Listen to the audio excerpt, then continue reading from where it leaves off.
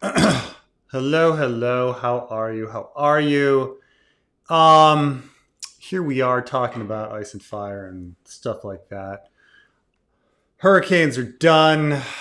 Santo Domingo is a nice place again. All the world is safe. Nothing to worry about in the world. Everything is perfectly fine. Nothing but sunrises on the horizon, right? Um, Let us talk about joyous topics like Summerhall. Summerhall. Now, prior to Summerhall is one of those big mystery boxes, big mysteries that George has in the series, up there with Tower of Joy, Starfall, um, the House with the Red Door and such. If you're gonna list like the top 10 big mysteries of Ice and Fire, Summerhall is one of them. However, it may surprise you how much of Summerhall was written on the fly. Um, so to begin, Summerhall is not mentioned as a location in a Game of Thrones. It is something, it comes later. It is completely unrelated, like in the beginning. It's just not a thing. Summerhall is first mentioned in The Hedge Knight. However, it's not mentioned as any sort of place of tragedy or any big event happening there. In fact, A Clash of Kings also crickets on Summerhall, which is interesting because if you've been watching my going over Hedge Knight series, George was sprinkling in Hedge Knight stuff all over the place in A Clash of Kings, especially the early part. He was loving it. He was just like, let's throw in the family tree. Let's throw in jousting shit. Let's get all that in there. He loved the lore he created in the Hedge Knight and was sprinkling it through A Clash of Kings. And yet, Summerhall, not mentioned. Now, getting ahead of myself, Summerhall is in a Storm of Swords kind of thing, the story at least. But getting back to Hedge Knight, because Summerhall is mentioned in Hedge Knight and its sequel, Sword and Sword, and though I guess Sword and Sword comes after A Storm of Swords. But the interesting thing about Summerhall in the Hedge Knight is that it's a title given to Prince Maekar. So as we know, there's the king, and then we have the heir Baelor, who is the Prince of Dragonstone. That's his first son. Then we got his second son, Aerys the First, his third son Rhaegal, and then his fourth son Maekar. And for some reason, out of fucking nowhere, Prince Maekar is given the title Prince of Summerhall. And that's what Summerhall is. It's the seat given to the fourth son for no explained reason ever. Now, some people have tried to come up with some headcanon, like, oh, maybe Maekar did really well at the Battle of the Redgrass Field and he was given Summerhall. Well, also keep in mind, during the Hedge Knight, there were no Blackfire rebellions, okay? That all came later. There is no war that happened that Maekar won and impressed people and got Summerhall. There's been no explanation. And if I were to guess that of what Summerhall was originally, was probably there was some sort of title that they were going to give Aerys and some sort of title that they were going to give Rhaegal. And that just George never invented them. And Summerhall was just the seat, the house that was going to be given to Maekar. It's because I'm trying to think of English titles like Prince of Wales, right? We usually think of Prince of Wales as being the the heir situation with regards to the UK kingship. You get other ones like Duke of Cornwall, Duke of Rothesay. Like, I'm sure, Brits know these sorts of things all day long about what these titles mean, and the who the third in line and the fourth in line would be. I do not know this stuff, but it's I mean, the Hedge Knight establishes Rhaegal is crazy. So doesn't mean they don't get a fucking title. Like, what? So anyway. The point is, George just invented Summerhall as a separate location that Maekar and his line are going to live at. There's no reason, there'd be no reason that Aenys and Rhaegal wouldn't be given the titles before Maekar. I imagine that George had in his head that there was just going to be another fucking place, that the world was filled with Targaryen seats and Targaryen lands and holdings and such. But Summerhall was that home. Now, there's no sense that Summerhall is a tragedy. There's no in the Hedge Knight, and it's not mentioned in a Game of Thrones and a Clash of Kings. So we get to yes, Duke of York, or something, there we go for the second born son. So I imagine that's what was going on with Summerhall. That it was just George wanted another title for another Targaryen prince. Rhaegal and Aenys aren't in the story, so but Maekar is, and so is Baelor, so they get it. So, Storm of Swords happens, and quite obviously, there's a big boom in the mention of Summerhall. Summerhall simultaneously is this tragic location mentioned several times, and it's this big location for Robert's victory during Robert's rebellion. These two things are established at the same time, and the book is filled with it. Additionally, we have to remember that in A Storm of Swords, the prophecy of waking dragons from stone and the born of salt and smoke and all that bullshit also comes from A Storm of Swords, which is surprising to a lot of people because you're like, wait, wasn't Melisandre spewing prophecy stuff all day long in A Clash of Kings? Yes, she was, but not any of the the idea. She mentions Azor Ahai and stuff like that, but there's no mention of any sort of prophecy of dragons from stone or being born of salt and smoke. So Summerhall is not mentioned in a Game of Thrones. There's no mention of Summerhall. By the way, Prince of Dragonstone also has a similar kind of thing, that Prince of Dragonstone is also not mentioned until the Hedge Knight. Princess of Dragonstone is, and we can kind of put it together. Oh, I guess maybe was it the title of inheritance? Well, apparently, but we don't mention Prince of Dragonstone. Like, Rhaegar isn't called the Prince of Dragonstone until very, very late, in the books and things like that. But yes, there's no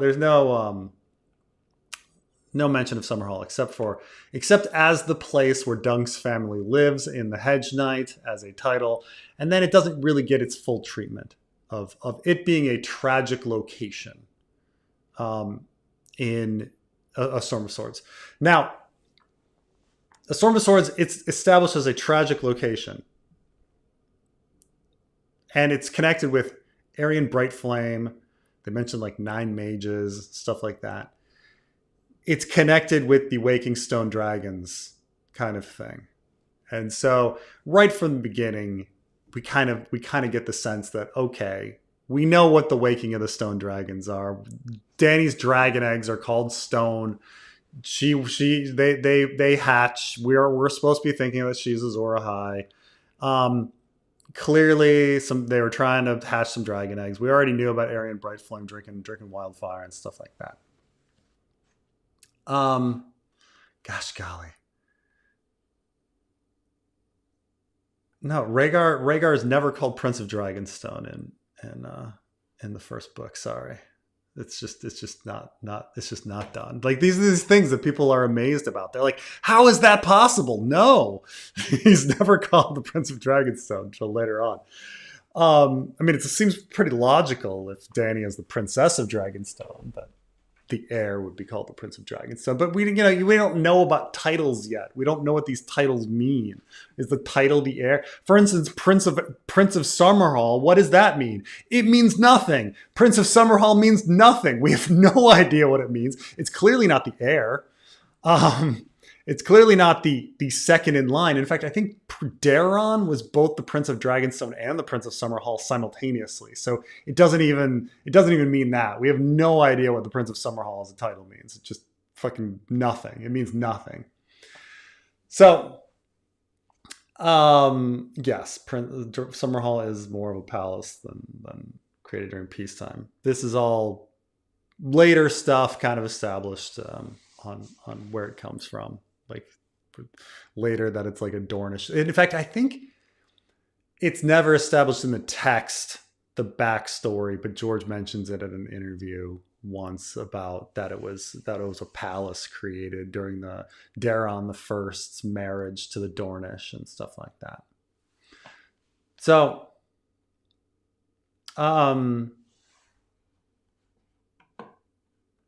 why would the Summerhall be a place of tragedy? Foreshadowing, motherfucker. Foreshadowing. Jesus Christ.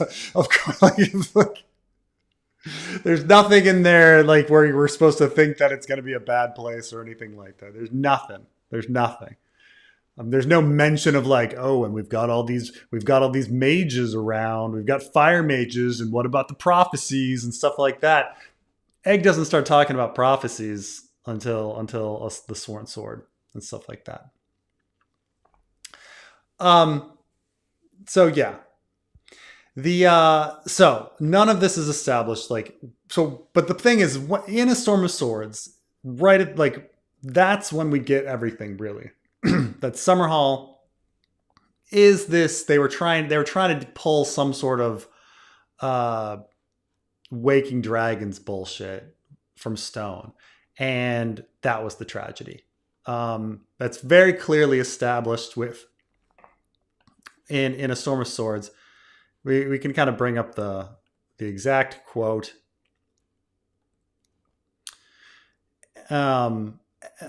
He's always, this is from Davos 3. He's always with the Red Woman. He's not right of mind, I fear. This talk of a stone dragon, madness, I tell you, sheer madness.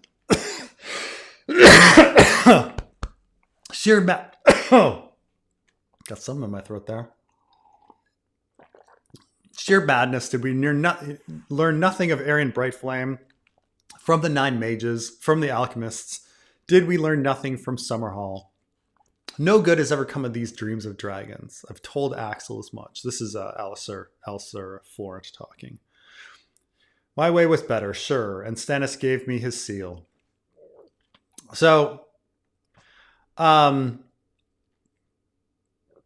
now, so somehow we get in A Storm of Swords that there's going to be that, yeah, they're trying to wake dragons and a bunch of people died. Now, it's not until A Feast for Crows that anything about Rhaegar's connection to Summerhall is established. The idea that Rhaegar was born at Summerhall and that there was a comet and that people thought that he was the fulfiller of prophecy, that doesn't come until Feast. It all kind of fits logically. We kind of already know that Arryn Brightflame was crazy about prophecy, and at this point, Egg had mentioned prophecy in the Sworn Sword. He'd mentioned that Aenys was big on books and things like that. So we kind of got the hint that other Targaryens Daeron was getting dragon dreams. We got the hint that the Targaryens were nuts on it.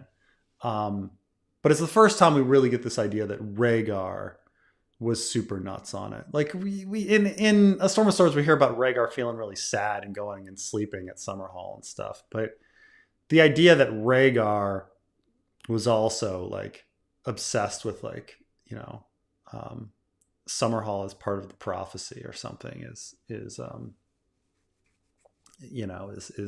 kind of new there. I mean, what we know about Rhaegar is essentially just from the at that point the House of the Undying with his whole, there's three heads of the dragon and that's about it. So now after that it's mainly a rehash. Like, okay, like I don't think Dance mentions Summerhall, but there's nothing much. It's just that there's grief there and prophecy and stuff like that. So the big question though beyond this is because as fans read this, we kind of just right from the beginning we go, okay, Alistair Florent told us straight up from the beginning that Summerhall was a failed attempt to fulfill prophecy and the waking of stone dragons. We know what stone dragons are. We know it's the fucking eggs. Okay. So it doesn't seem like there's much secret there, right? Because we know what happens there in Bright Flame. We know, like we just kind of assume that, okay, they were trying to wake some dragons and it was a big tragedy and everybody burned down and people died. Jenny of Old Stones is upset, with the grief. I mean, I'm sorry, the Ghost of High Heart is upset about the grief. So we know that Jenny of Old Stones died, which means that, Duncan the Small likely died. Then in the World of Ice and Fire, we kind of get this idea that Duncan the Tall probably died there and Aegon died there and all this stuff. Okay. So it doesn't really seem like there's that much more to learn. However, George is outrageously secretive about Summerhall. He had at one point when talking about at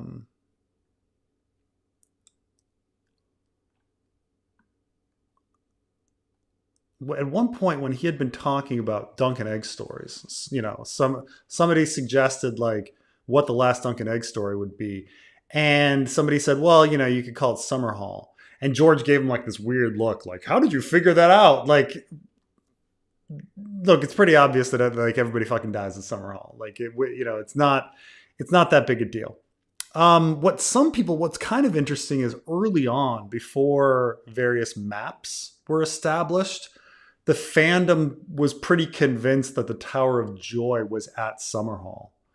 And it was only in a So Spake Martin that he's like, no, they're in different locations, and that they placed them on very different locations on the map. Because we hear in A Storm of Swords that Rhaegar liked going there, and then people are like, oh, well, if he liked going there, maybe the Tower of Joy is there. There could be a tower there, right? And that kind of thing. But we find out those are two different locations. Also, people kind of assume that maybe it had something to do with Blackfire rebellions or the Ninepenny Kings and George in a that maybe Barristan fought Blackfires at Summerhall in some battle, and George was like, no, what are you talking about? These are completely different events and stuff like that. So, we kind of know that it was just about this prophecy thing. It wasn't in war or anything like that. How do they figure out the story of characters that died at Summerhall? Well, one of them is revealed in Dance. Danny asks, like, what happened to that person? And he's like, Summerhall. Let me see on that one. It was...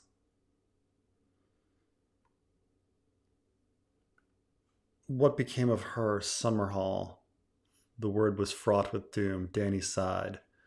Leave me now. And that's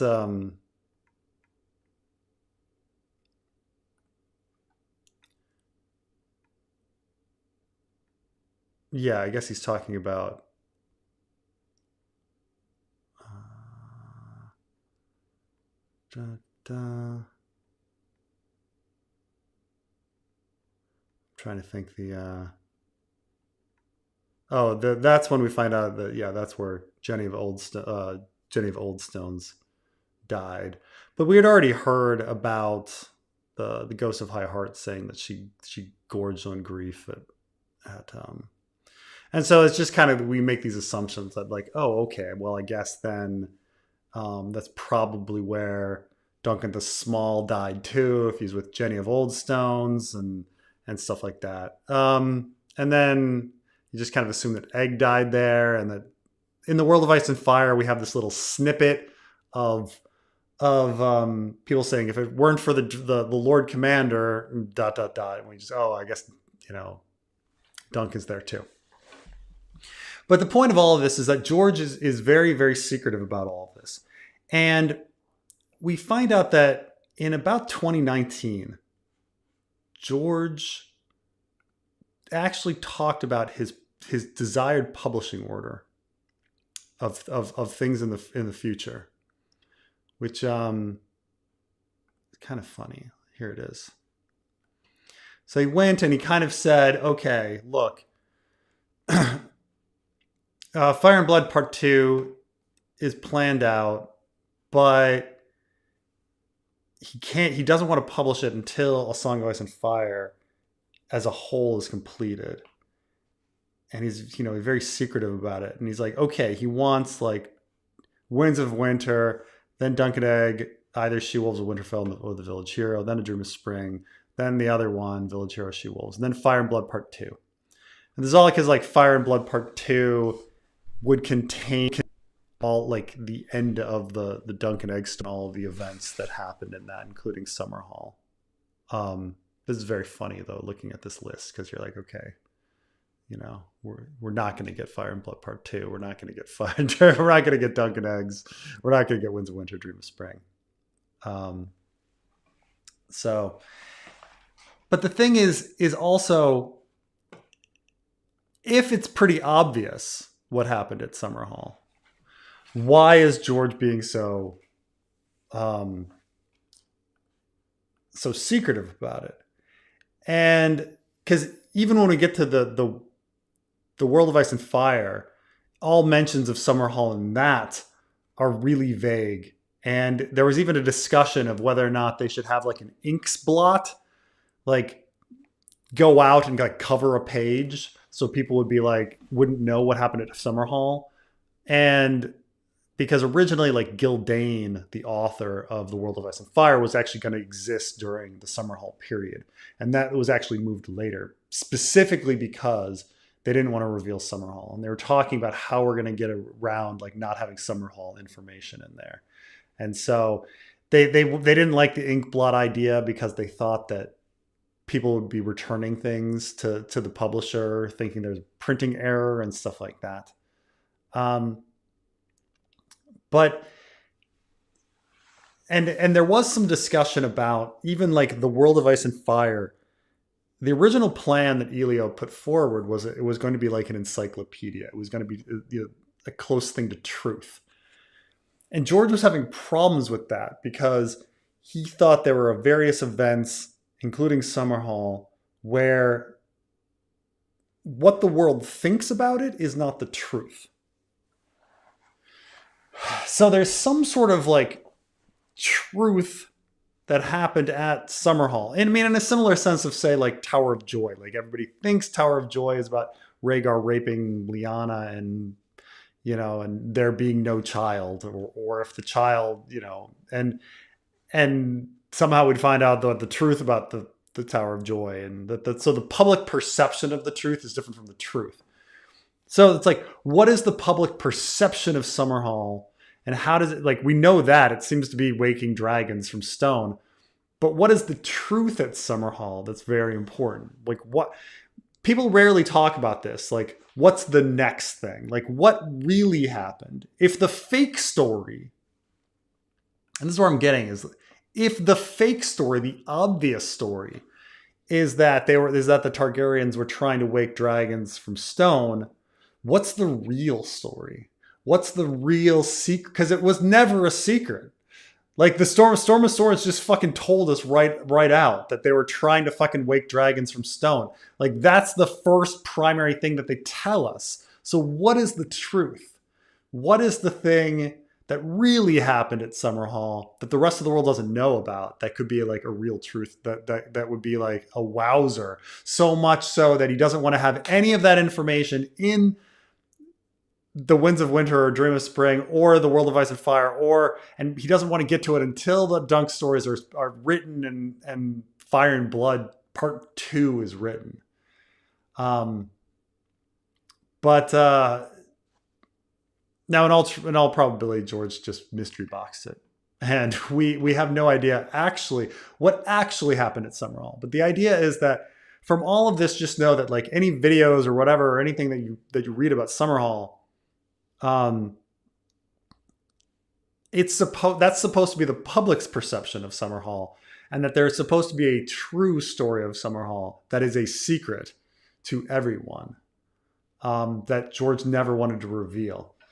Now, like I say, he probably doesn't have an idea himself, and but that's an interesting thing, is that there is, and few people talk about that. What's the real twist? I mean, some people say, oh, there were actually like demons and dragons or weird worms coming out there, or something super fucking nutso and crazy happened. That was very, very supernatural. But yeah, few people talk about what the really thing. But anyway, I'll see I don't know what you guys think. If there's any other questions on Summerhall that I didn't get to. But it's kind of an interesting thing to go through the history of how it came about, and how it's just kind of this invention of a Storm of Swords, and how the title of Prince of Summerhall makes no sense. It would make more sense if if Targaryens had some other holdings, and that Aenys had a different title and things like that. Thoughts on meeting Carmine and Trey in person? It's true. I've never met Trey or Carmine in person, but it's would be no problem. It's just that we don't live in the same place, and we don't tend to run into each other. I mean, Carmine lives off in middle America, and Trey's down in Georgia. And when I'm back in America, I live in the DC area. So it's I have no problem. Would love to hang out with him, but it's we're just never in the same place. I mean, if they were in Dominican Republic, man, or if I'd run into him at a con, but there hasn't been that many cons, and certainly not ones that were convenient for me. Like the New York one, I probably would have gone to if my son's birthday wasn't that weekend. So, but what can you do? In the end, George didn't say very much, so it was fine. But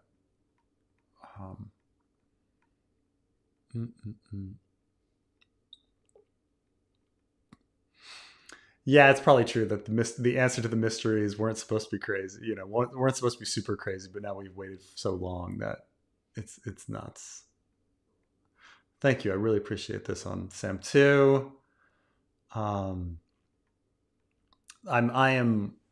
think I cannot actually wait until Sam 3. I think people's minds are going to be blown when I get to Sam 3, but that's not going to happen for a long time.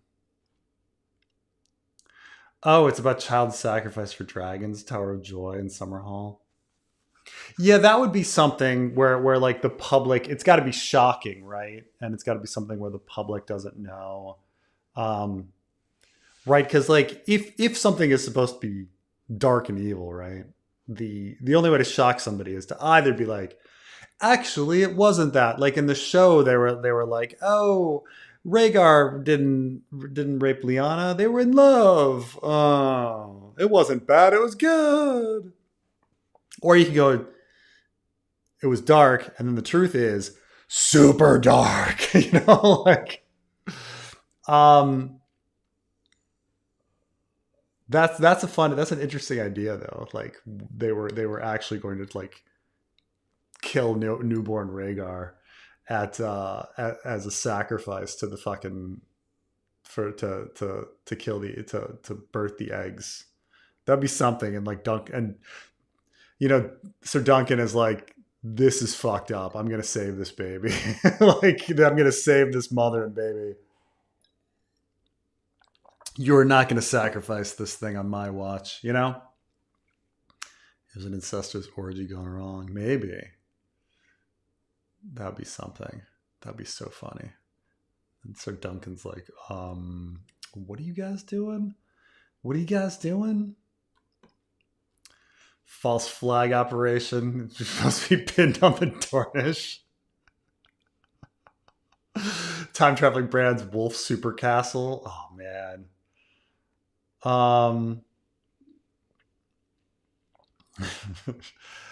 Just got here, had to dislike. Love this guy's streams. Thus the dislike. I never understand these things. Um, Dunk chose to come back and die with Egg, dying as a true knight. I mean, he was never a knight, but the point being taken that Dunk is all about sacrifice and trying to help others. Summerhall was just a party gone a tad. Agli is this is a word huh. It's a Scottish word for askew. Okay. Um, yeah, the it could very well be, but all right, it's got to be something super dark, super surprise. That's the thing is, as the books go on, they have to get darker and darker, right? Isn't that the whole idea? That it's just got to be that we're in the winds of winter. That if we're dealing with like Shireen getting burned, the secret of what happens at Summerhall has to be pretty bad. The child. I do think the child sacrifice thing makes a lot of sense. It'd be really shocking if like if like Egg was the one that was like totally into it. Yeah. Um, where do we got to where do we got to read the fanfic? I mean, we're I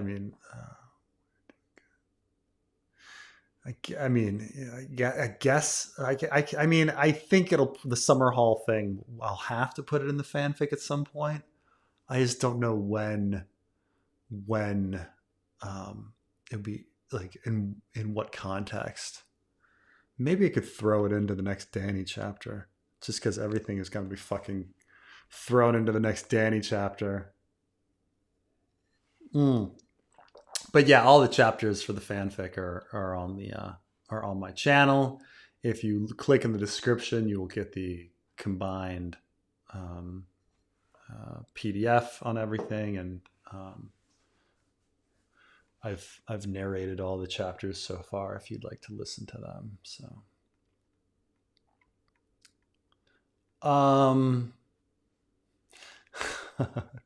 I would miss my son's birthday for Preston Con. Thanks. Could it be some sort of monster at Summerhall? It's going to be plot relevant. Seems very like, you don't want to be things be little. I don't know, too supernatural.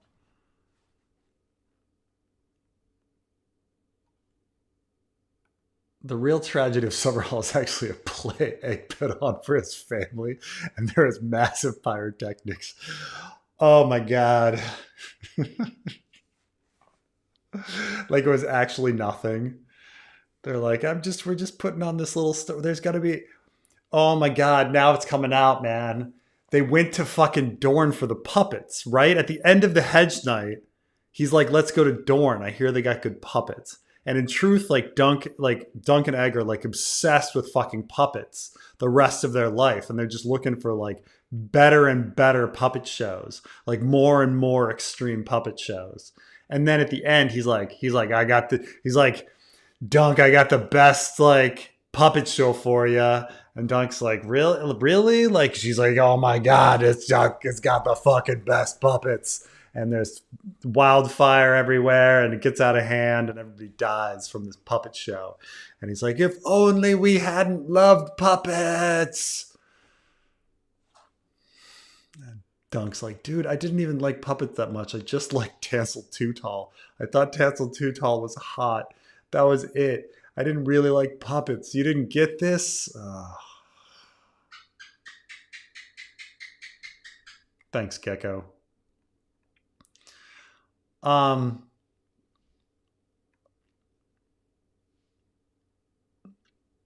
A skewer, a jar. Yes, my big mistake. You in the Cersei chapter saying a jar instead of a skew. I wonder if dragons really did hatch at Summerhall, but they're simply killed by the wildfire. Imagine if the final Duncan Egg book came out and there was actually the case.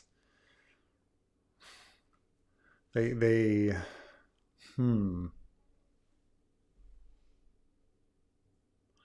I mean, I guess you could use this logic in the sense that one of the wisdoms in a Clash of Kings is like, oh, we were just it's been so easy for us to make wildfire. Are there dragons around?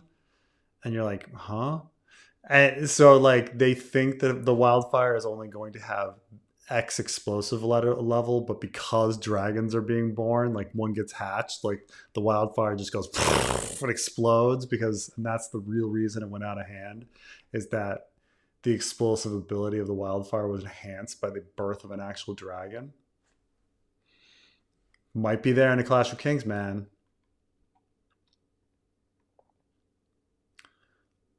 Summerhall was Tansel Too Tall's vengeance on the Targaryens. Dunk was in on it, faked his death, and fled with her. Oh, what a beautiful tale. What a beautiful tale that would be.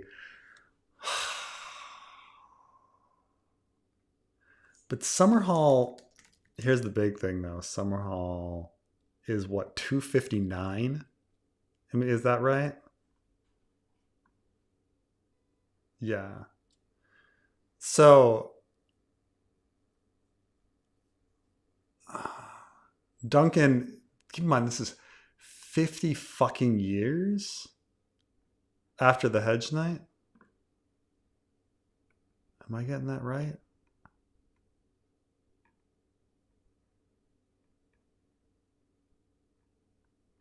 So I mean, Tansel's like 65. I mean, Duncan is like 65. Um, Kind of nuts, right? What a life. Um, yeah, I mean, Egg is already 59 years old. The tragedy of Summerhall. Think about that.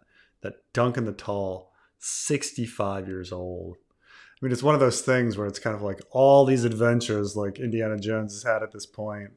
So, I mean, it's quite a vengeance for Tansel Too Tall that she's waited to 65. I mean, I guess it's like Doran Martell, man, just waiting years and years and years, like 50 years to come back, you know. Um, you know, so um, mm, mm. Let's see here.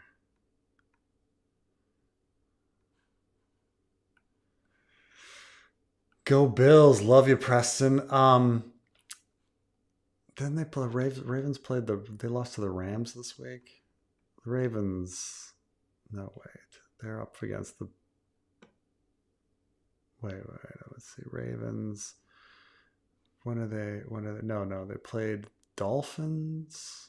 They played the Dolphins, and then did they even play the Bills this year?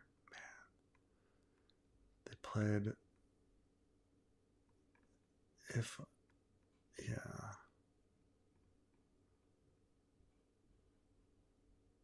Oh wait.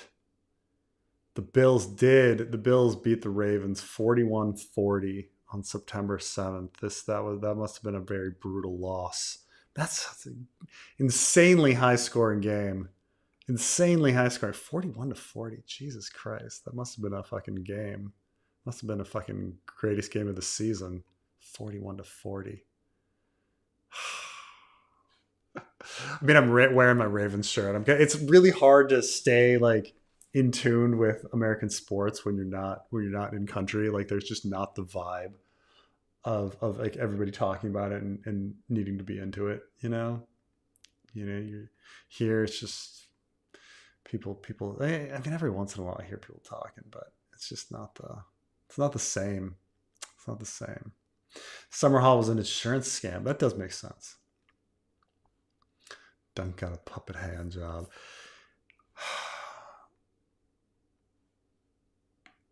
This Dunk's line marry into the Tarth family. So I want to say that there is. How does Dunk's line marry into the Tarth family? There's not really any explanation at this point. We know that. Oh geez. I want to say Duncan doesn't become a Kingsguard until fairly late in life. So he doesn't actually have to be celibate until fairly late in life. We know that he's got some other stories before that. And so, there's a chance that he has an adventure in the Stormlands where he's supposed to rescue a lord.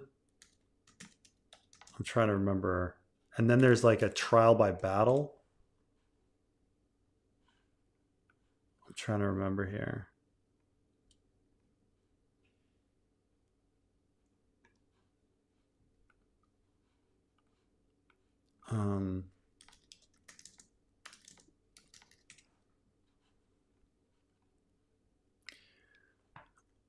Let's see here.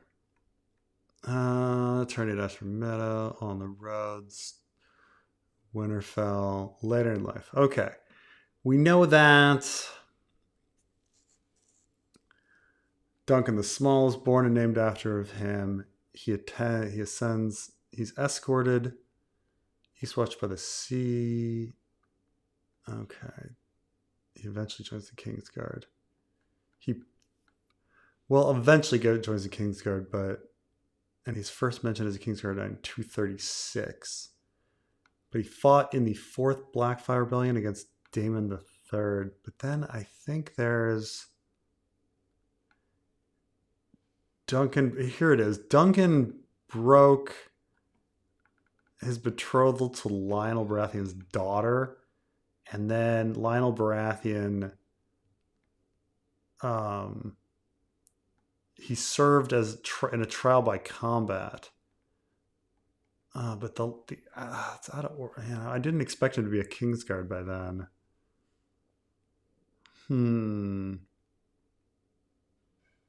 So I guess he's probably. I mean, it sounds like if he becomes a Kingsguard at as early as 236, that means he's what? Like, well, that's pretty late. That's like his late 30s. If he's 209, let's say 209, he's like 15 years old or 16 years old in 209.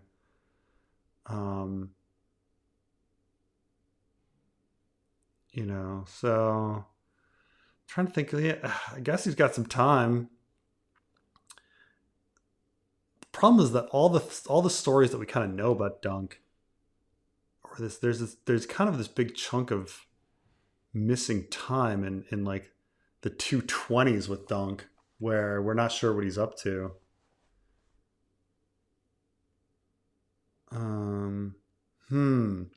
We have no idea. But it seems like Doug. I mean, can he get married and then become widowed and then join the Kingsguard, or something like that? Is like, I suppose, is this idea. So that he can have a trueborn kid join the line. I guess that's what sometime in the 220s. I would assume that Sir Duncan gets married and has a kid, and then the wife dies, and then he joins the King's Guard. Um, that's my guess. It's the only thing that kind of fits, you know. Because I mean, there's a chance you could have a bastard, and then over a generation, people kind of forget that, like, the son of a bastard is not necessarily a bastard, but that kind of stuff. But um, anyway, thank you, Justin. I appreciate this. Hi, Press. I'm wondering if there's an organized timeline for the fanfic chapters. Um, there's not an official one. We try, I try to have the fanfic chapters, try to have them in chronological order as much as possible, but some of it's not, like, some of it first day of spring, and then I mean first day of winter, and then a lot after that. But with regards to, let's see here, I mean, if you really want to, off the top of my head, what some of these are. Okay, there's the winds. So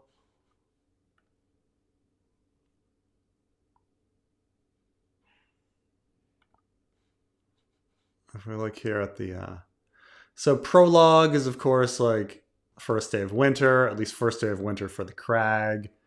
We know that Elaine takes place a little before, like day before the first day of winter. We know Ariane takes place before, and then sometime during her journey is the first day of winter. Prince Justice is before the first day of winter. Daenerys happens on the first day of winter. It takes place over the course of a month. Jaime is before the first day of winter. Elaine 2 is first day of winter again. Ariane 2 is on the road before the envoy. He arrives just a few days after the first day of winter. John, we know he has a flashback to the first day of winter, so it's like a couple weeks later, I think. I'd have to go back and look at the exact days. Ariane 3, they still have, like, the ravens in there from the first day of winter, you know.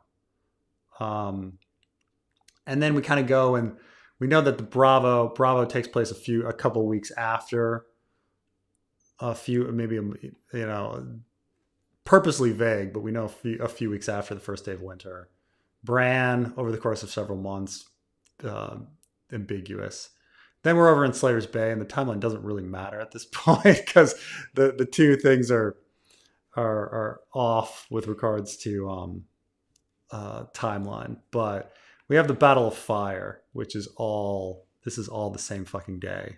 Barristan 1, I mean, Victorian 1 is the night before, but this is all, like, all the way to Tyrion 3. This is all the same day.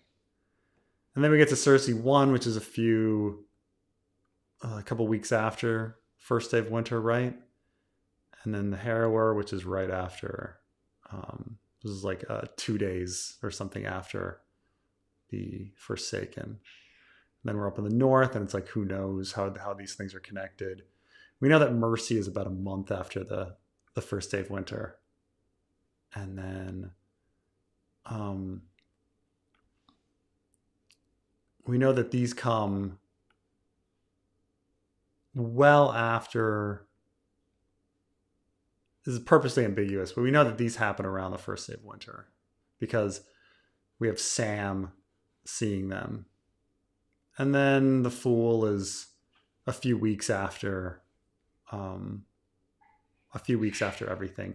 We know that the Fool is about a month after the Battle of Winterfell. The Battle of Fire, because we hear the results from the Battle of Fire about a month old, and then we know it's a few weeks after all the stuff. But I'd have to go in for, like, exact days. I mean, this is purposely vague, because I didn't want errors, just like George. You don't want people, like, analyzing it too much, because they're gonna find errors. Because, like, first of all, it's dealing with George's timeline, and George's timeline is a mess. So it's like, have some ambiguity. Give yourself um, some leeway. Like, why purposely like cause yourself pain? Why purposely create contradictions? Did Preston dress up as Puck in a Halloween costume? I dressed up like a taco from the Dragons Love Taco books. In case you're interested, the Dragons Love Taco books. If you have kids, you know exactly what I'm talking about. If you don't have kids, you have no clue. But Dragons Love Tacos.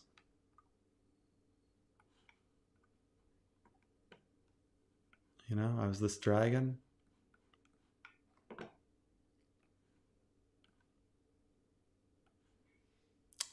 It's good times. I made this costume for my son, and for their like Halloween book fair, and it of course gets. I put him in it. You're supposed to dress him in the costume before you get to school, and put him in it. I purposely drove to school because I knew he'd like destroy it on the bus. Put him in it. It's like 2 hours until the book fair. In those 2 hours, the thing is destroyed. But so then I guess just like, where is this tattered thing in the parade? And then I put it on, and then I'm just like, I'm gonna reuse this. I worked far too hard on this, and so I reused it for trick or treating. Gecko says it was Tansel's fault. I mean, Tansel, yeah, she's an old, maybe she's an old witch at this point. 65 years old, 60 now. Puck from Midsummer's Night Dreamer, Puck from the real world. Puck from Alpha Flight. You've forgotten that one, but we're also talking about Puck from Berserk. New Berserk with the boys will be out tomorrow.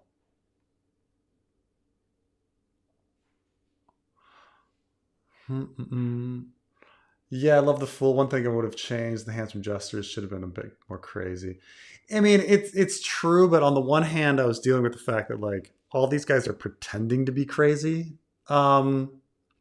Well, there's a few things. One, the chapter was getting massively long, and it's like I could go in forever about like the elaborateness of all these different jesters and who they are and what they do, but also which just would have made it so long. It was already such a long chapter. But the other thing is that they're actually like all pretending to be crazy. That's the whole thing about the fools, is that they're normal people pretending to be crazy. If Dunk TV show does really well, we'll finish pressure George to finish the novels, or does the show just continue without the source material? If the Dunk show is absolutely 100% massively successful, then I do think it would push him to at least write one more story. I think he might get She-Wolves out, you know.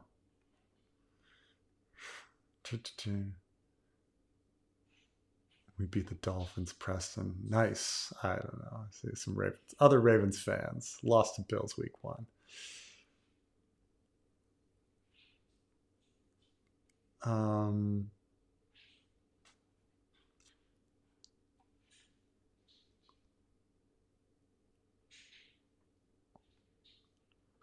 World Series ended yesterday.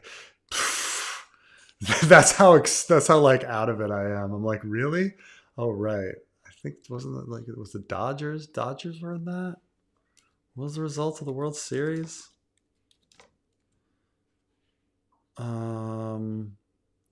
Dodgers beat the Blue Jays. 7-game series. Oh, it sounded like 5-4. 7-game series. That sounds like one of the best World Series of all times. And didn't even know it happened. Oh, do you know approximately how many Dunk is coming videos you still need to make to finish the story? Yeah, no, I do. It's about the answer is 21. I don't think I'm gonna make it. But yeah, the answer is 21. I'm about, I think currently Dunk is Coming has 7 parts, which has covered 11,000 words. And there's about 35,000 words in The Hedge Knight. So about a third of the way through. Maybe it's third. I forget if it's 30 or 35. But if, the point is I'm about a third. So it'd be somewhere around 20 or 21 parts.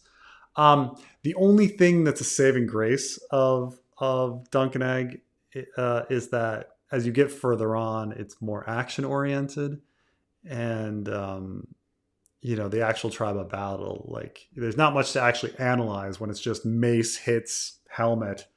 You're not sitting there being like, well, no, it's just mud kicks up in somebody's face. It doesn't matter.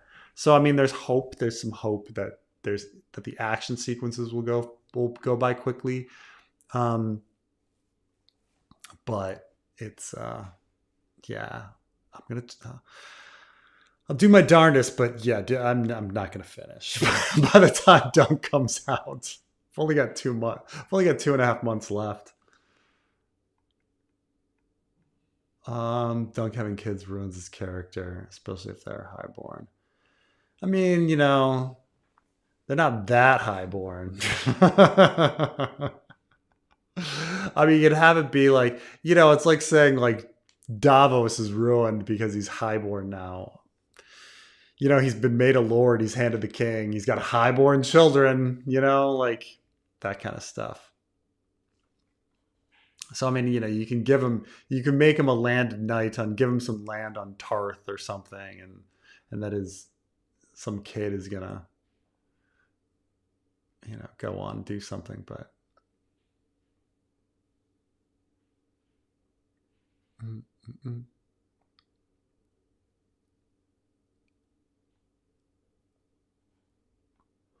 Oh, I refuse to believe that he created Shira Seastar as a super beautiful woman and did not plan on her interacting with Dunk. That's a very good point. Shira Seastar is just one of those characters where it's just like, why was this character created again? Because she's she's just kind of mentioned in interviews with George and has no other fucking like purpose in the story. you know um let's see, she's born, what do they say here, born somewhere around 184. 180, I'm trying to have her be youngest as possible, right? um for all the sexual tension between her and Dunk. Okay, so Sheer Sea Star, she was born in Lice, last mistress of King Aegon the Fourth.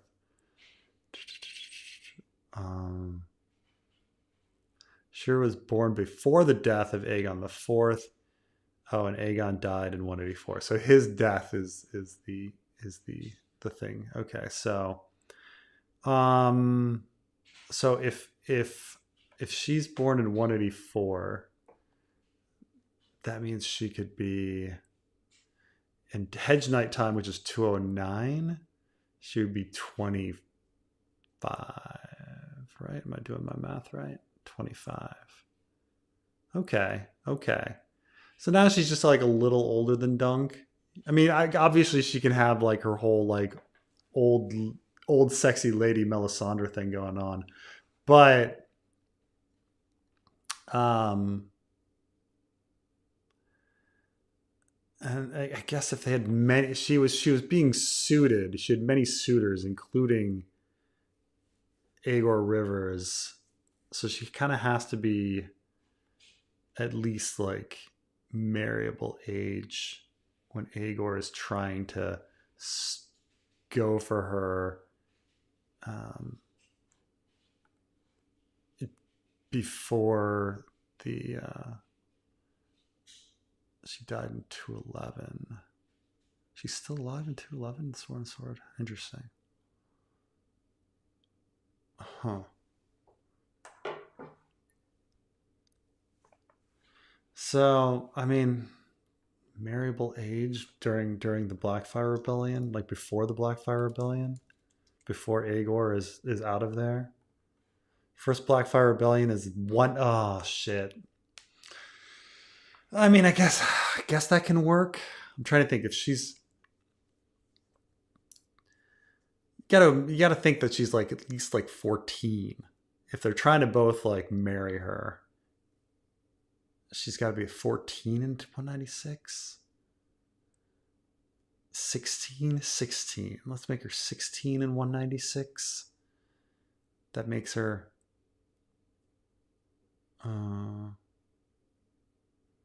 29, 30. She's, I'm picturing her being at least 10 to 15 years older than Dunk. So I think it's possible if he's meeting her at 25 and she's a sexy 40 or she's a sexy 35. Yeah, you can have that, but it's definitely, and when does she die? Does it say when she dies? After 211, nobody knows. Mm-mm.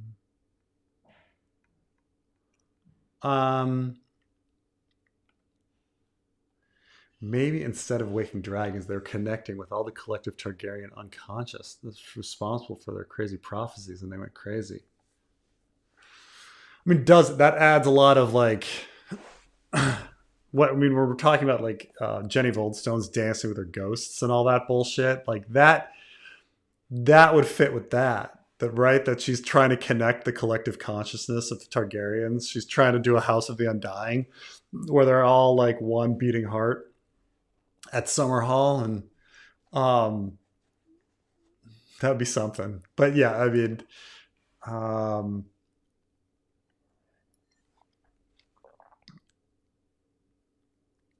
collective Targaryen unconscious.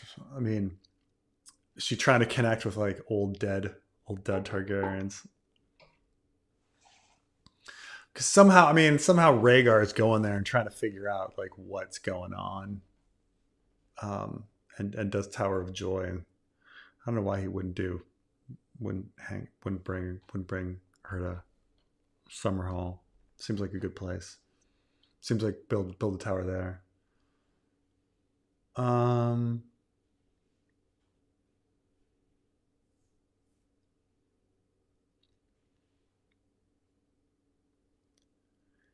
That would be something pretty crazy though, to just be like they all sitting there with Warlock wine, and they were drinking Warlock wine.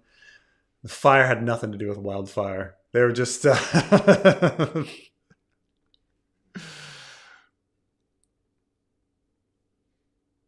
um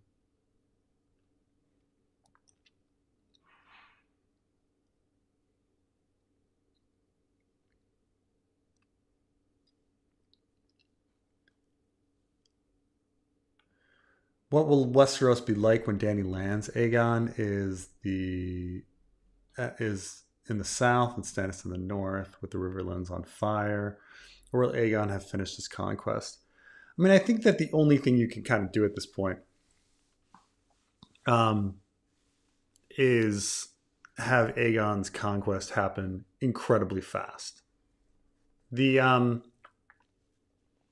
so the idea is that when Dany lands, that Aegon has most of the south, if not all, and that no one's really caring about what's happening north of the neck, because north of the neck is just in the middle of winter and it's just frozen and no one's thinking about it, So I think this idea, I mean, we know that from interviews that George made the comment that there'll be a second Dance of the Dragons. And because somebody asked him like about the Dance of the Dragons, and he said the first or the second. So everyone kind of knows that there's like this Dance of the Dragons, and as early as a Clash of Kings, in the very first part of a Clash of Kings, the idea of a rival Targaryen claimant was there. The show went with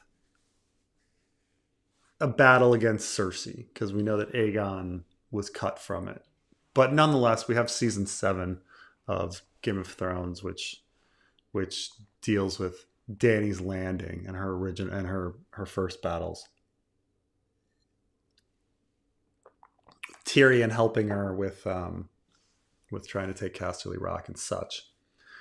But I mean, the Riverlands are no longer on fire. But I think the idea is that the Riverlands will Aegon at some point will just have everything. He'll have the Reach. He'll have Dorne. He'll have maybe the Riverlands and um, and the Dany lands, and they have to fight. Or I think at very minimum, um, Aegon has the Reach. Yeah, like that's it. Like and that's the thing you kind of have to worry about, because that's just where they still have the biggest armies even after all of this. I mean, the Vale is there. Will she get the Vale? Dorne's there. Who will the Dornish go for? Will they join the Reachers? Um, I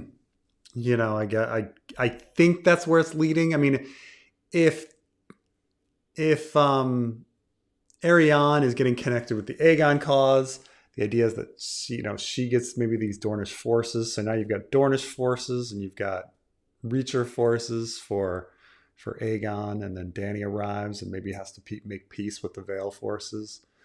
Riverlands is out of it, and I think the Westerlands is out of it too if Cersei retreats to Casterly Rock. But maybe they try to take Casterly Rock or something. But yeah, that's my guess. My guess. I mean, I've thought about this a bit, and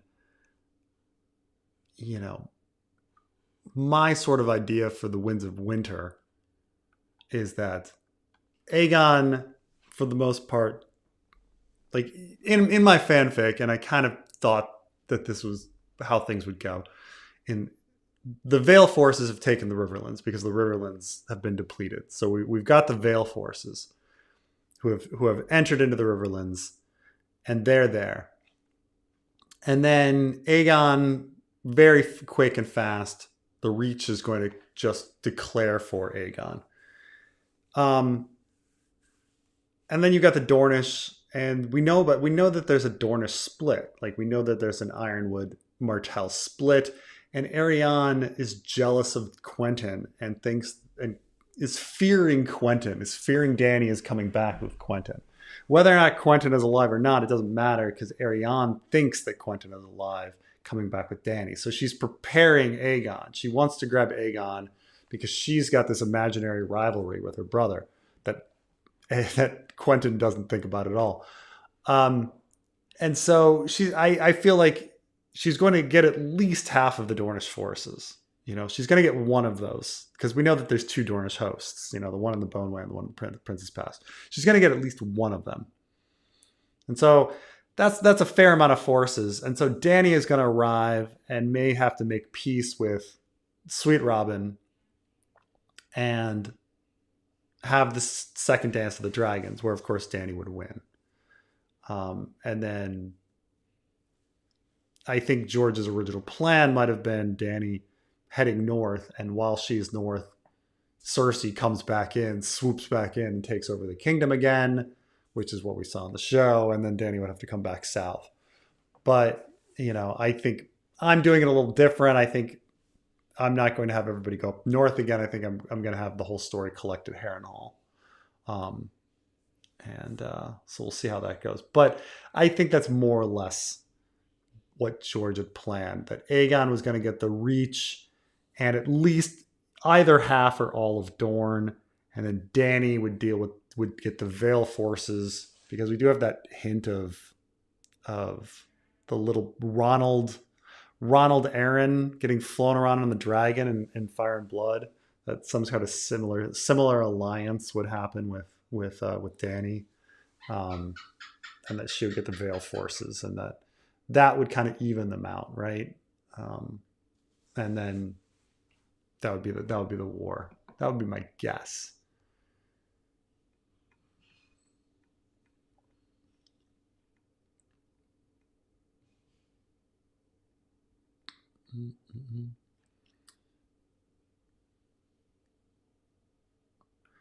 How much of a danger is the AI bubble crashing? Oh man, that's a big question.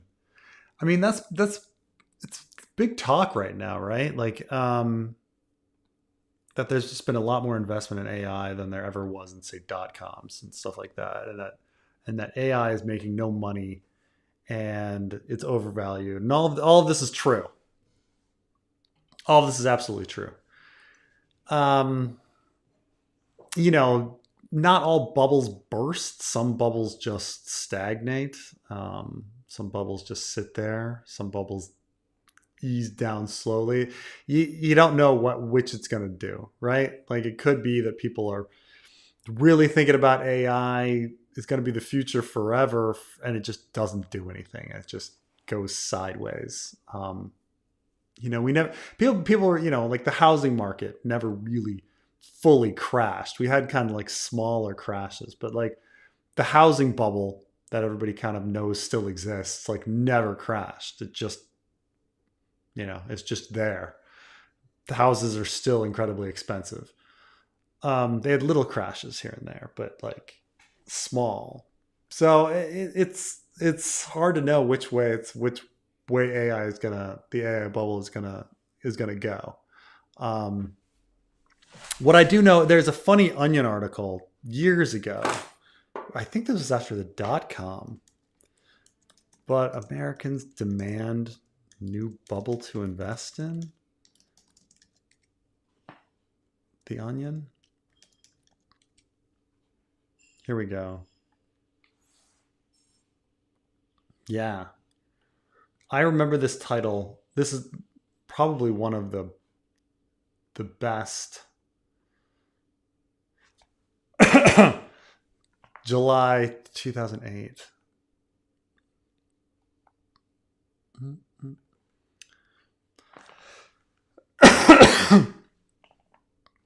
Recession plagued nation demands new bubble to invest in.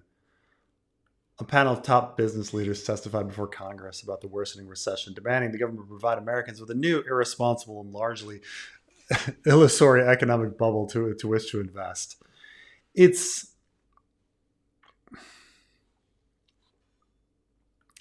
there's so much. I mean, that's when the Onions at their best, when they just fucking nail it. They fucking nail it. Because at that point, this was after like the hedge fund crashing and well after the .com crash. Um, that we were just people always want their get rich schemes, man. They always want their get rich schemes, and so they're always gonna fucking do that. Um, the but man, um, yeah, I wish I knew. I wish I knew. The one thing that they also say about bubbles is they always crash later than you think they're gonna crash. So I can't tell you like right now, take all of your money and put in gold because gold's actually really high too. But who knows? I is a recession coming? Everybody kind of knows that a recession's coming. Like the the tariffs are going to do that by themselves. We knew that. We knew that. Um, will the I mean they say that actually we would be very clearly showing the recession if it wasn't for the .com bubble, like, and that investment like propping everything up. So what's going to happen? I don't know. We'll see. We'll see. I don't know if it's going to happen soon. Ugh. I'm not a financial advisor. I can't tell you what to do. How would Lisa Tuttle do finishing A Song of Ice and Fire? It's not her writing style at all. I mean, granted, I'm really only familiar with Windhaven, but let's see what she's got. Let's try to find some other books that she wrote here. Um,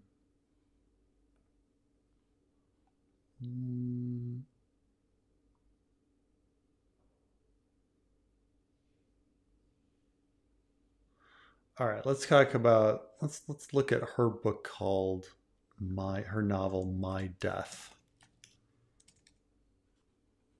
Do we have any samples of this?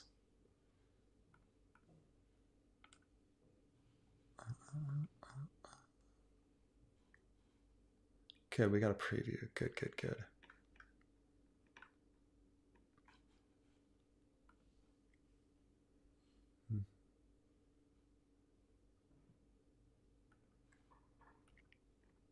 All right, give me some preview.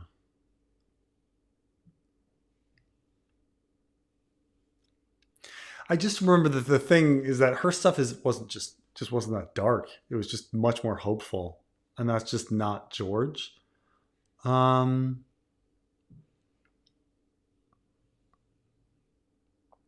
let's go to a random page and examine her writing style here.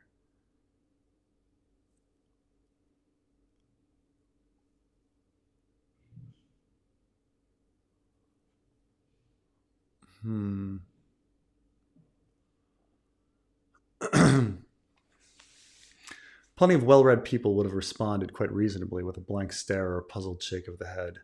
Helen Ralston was hardly a household name, now or ever. Her fame, such as it was, rested entirely on one book, In Troy. Had been published by a small press in the 1930s and developed a kind of underground reputation. Read by few, but admired by those discerning readers who had made the effort. In the 1960s, it was published again, in America for the first time, and there was even a mass-market paperback, which I'd read in college, was revived from obscurity once again by Virago in the 1980s. But from the results of my bookstore visits before lunch, I was pretty sure it was out of print again. You can see it's not as like her writing is she's good rhythm, but she doesn't do the same kind of bold punching that George R. Martin does. I felt a little stunned by the sudden unexpected bonus.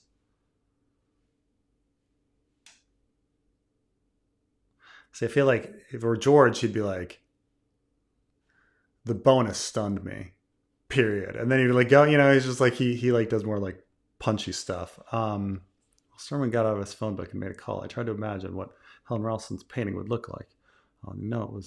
She'd been an art student. I thought her always as a writer, and I'd never seen so much as a description of one of her paintings.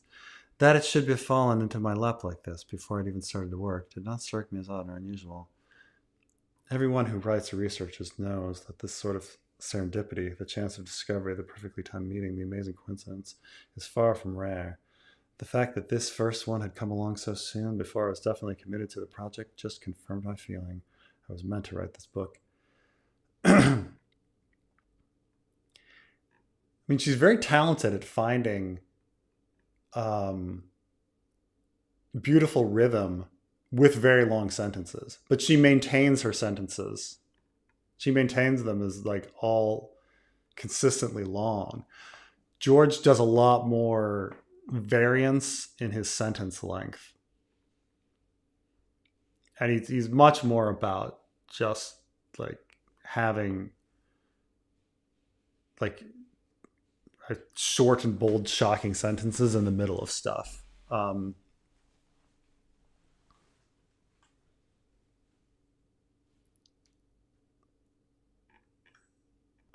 So I'd say, like, I don't know. I mean, she's clearly a good writer. There are similarities to George, but it's different. Oh, here's a few things. Like, if you step back here, oh, this is a perfect page to illustrate this. Oh my goodness. So look how. I mean, granted, like George is not in first person, but I had no debts. The next paragraph, I hadn't seen Selwyn in several years. Next paragraph, I'd hoped I had a deadline. Next paragraph, I arrived with time to spare. This one, it was hard time, but the next one, I knew her standing there. George very carefully. One of the big things, and you can even go through this paragraph. She begins this paragraph This sentence starts with an I. The next one is with when, but then I again, then I again. The prospects. George, when he writes, he doesn't he doesn't like starting the sentences the same way. He goes out of his way to make something new, like a new subject every time, like to each sentence.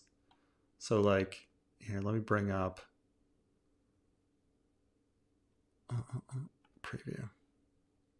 So this is like this is an aria chapter.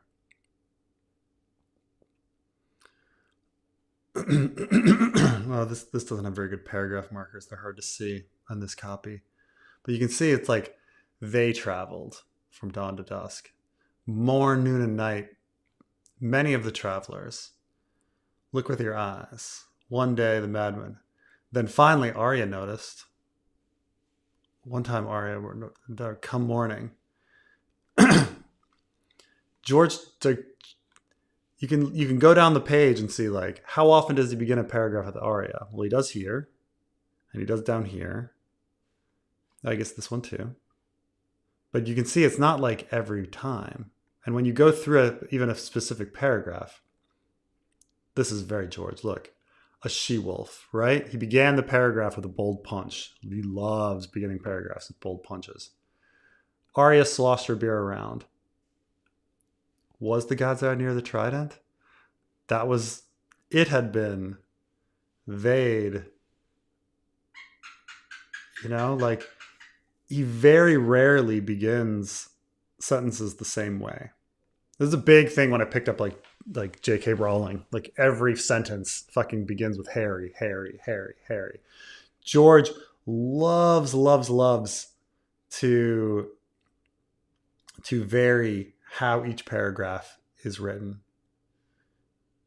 He's very focused on here's like the very, very like basic things if I'm thinking about like how to write like George is like one, if you have a given paragraph, okay, it usually begins with a short, bold beginning. Not always. Fear cuts deeper than swords is how it begins this one. This one, screaming, Biter reeled back and threw his weight against his chains. Still, it's not that long of a sentence. He usually begins his paragraphs with a shortish sentence, with a short or shortish sentence to be bold. Then he makes sure that he varies how he begins each sentence. This one begins with Arya. This one begins with fierce as a wolverine. This one begins with the words. This one begins with Sirio.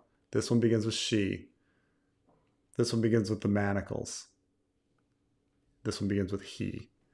He's very focused on shifting the subject, but he's also very focused on transitioning.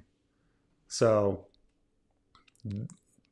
a sentence must relate to the next sentence.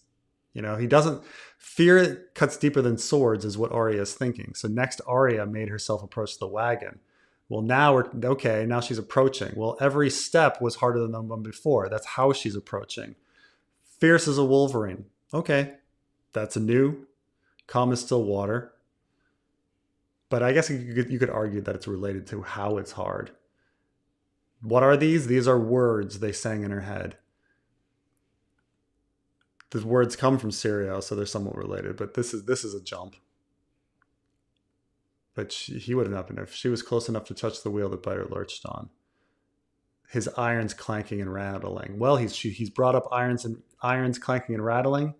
Next sentence, the manacles. Like it's he hissed. I mean, it's funny when you actually pull up the writing side by side how different they are. I mean, like I say, like Lisa Tuttle, a good writer, but her sentences long and rhythmic. George's are erratic lengths in order to keep you, like, you never lull into George R. R. Martin. It's always just bold, lurching to keep you awake. That's why like it's very interesting. Anyway, All right, let's get back to this. Oh, what do the girls think about Berserk?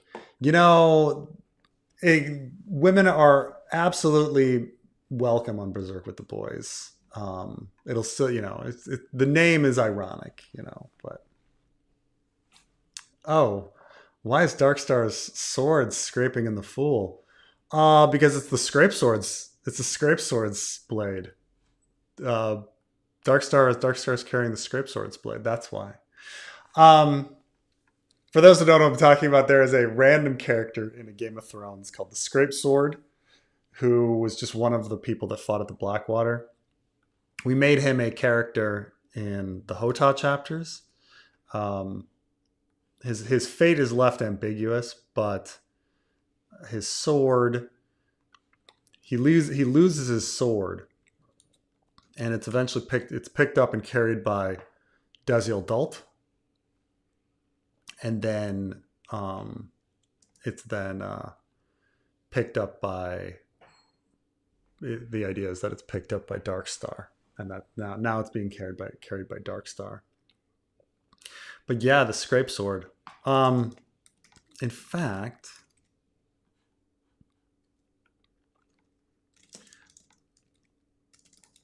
I'm trying to remember how many times Sir Timon, the scrape sword. He's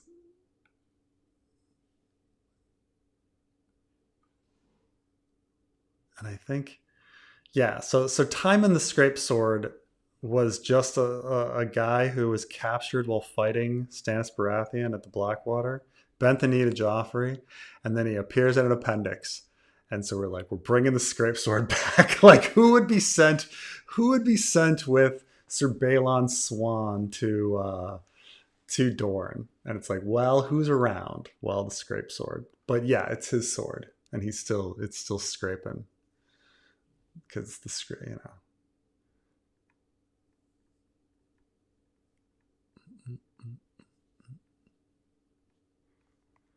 Yes, Bittersteel is better than Cringe Raven. I need to talk about more about Bittersteel. How's the Bard going? It's going slowly. I got uh, um I don't know, like on the different types of stories. I have to go back and remember some of them. But sometimes you're just reading and you're like, oh, this is the one I'm going with. But I think it was more about, they had to be kind of the right length. They had to be kind of parable like. I don't know. It's the Bard is going slowly. I haven't actually like. I'm trying to, at this point, probably only one story in. I've got to put in 5 probably, right? So there's some time. There's some time in the editing process here, because I'm all like, a lot of the writing is like establishing where they are in the cellar, and then you then flash back to how they got there, kind of going through that. Then we have the first story, and then you got to try to get into the next 5 or something.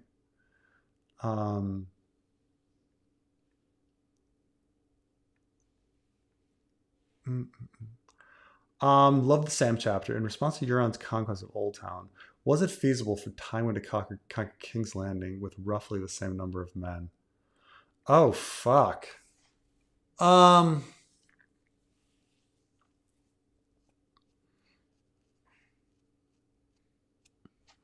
Hmm.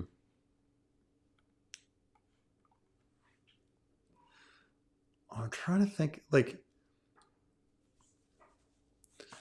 so the idea is what, that if Euron has something like, I don't know, if Euron has 500 ships, and keep in mind these are long ships, they're smaller, but um, conceivably, let's say he's getting what? How many? Is everybody leaving the long ship to fight? I mean, I'm trying to think, because some people are just on the oars, right? because now we got to think about Viking longships. This is the question of how many men does Euron really have? Because it's hard to believe that, he's got fucking 50,000 people. Even though they said like 1,000 ships, well, that's only 50 people per ship, but he doesn't really have 1,000 ships because there's exaggerations, and he sent off 100 people with Victorian and stuff like that. But okay, 1, 2, 3, 4, 5, 6, 7, 8, 9, 10, 11, 12. Let's assume that this is our fucking longship.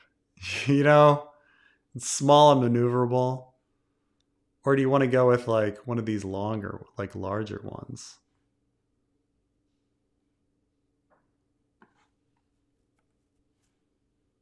Or do you think it's one of these larger ones? This larger one seems more accurate, right? That seems right. Like this long ship, I mean, it's like 30 dudes. Okay. This one, okay, so you got the ore guys.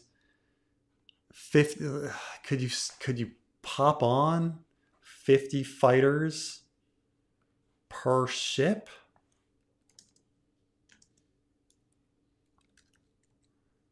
That's 25,000 fighters. Jesus. It just seems a lot. Seems like a lot of dudes. If he has 500 long ships with 50 dudes, it's like the entire population, God. 25,000? Can you take King's Landing? I mean,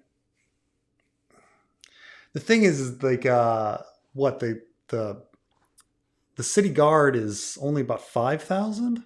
And that was after Cersei brought it up. Right? So the city watch, ice and fire.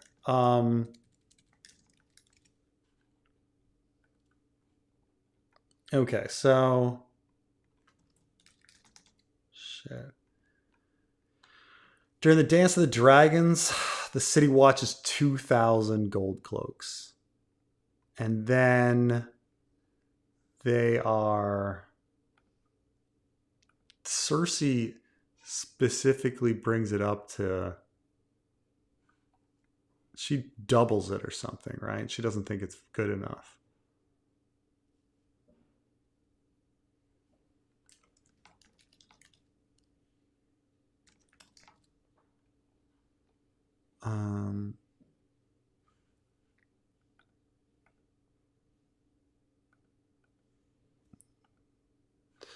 The wiki doesn't have anything on the size.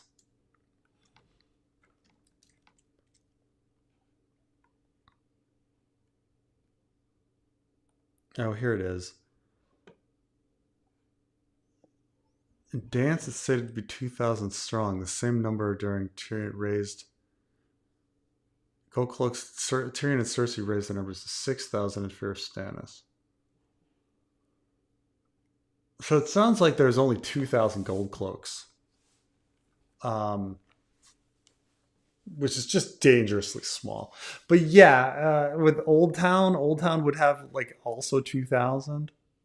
But they did have some warning of the attack happening. So they might have raised troops quicker and pulled in called banners. And so I think they're a bit different than even King's Landing. Because when you look at Old Town on the map, right? You've got Three Towers and Black Crown and Brightwater Keep and Honeyholt and Uplands and all of this, right? So they had some warnings for a while, for several months that the High Towers, that the Ironborn were coming in. So they would have called their banners, and and such. So I actually think Old Town would be a harder conquest than King's Landing. I mean, yeah, King's Landing's got Stokeworth and Rosby, but um, they'd pushed their forces out towards the Trident. They didn't have the reserve. They put everything against Rhaegar. I think is kind of this idea. And so when Robert pushes through and Tywin makes it there, um, there's Tywin. Yeah, there's just nobody there. There's only like the Gold Cloaks are there, and they don't have any of the other forces because they've all been brought to the Trident. I think Old Town is much harder because they've had warning. They've had a massive warning that Euron is coming, and he's been raiding the area for months. And so they're gonna call the banners and have more forces available, thousands more. So I think Old Town is a much harder conquest than King's Landing ever was. Would be my guess. I don't think, but yeah, it seems really weird. I mean, the Ironborn numbers always just sound odd. The Iron Isles are tiny, and yet somehow they have whatever 1,000 ships or 500 ships. Even when they say like, oh, they counted twice or whatever, it's hard to take any of that seriously. Because even if you're talking like they only have 250 ships, 50 people, 50 ships per ship, 50 fighters per ship. I mean, you're talking like thousands upon thousands, more than 10,000 people for fighting. It's mm.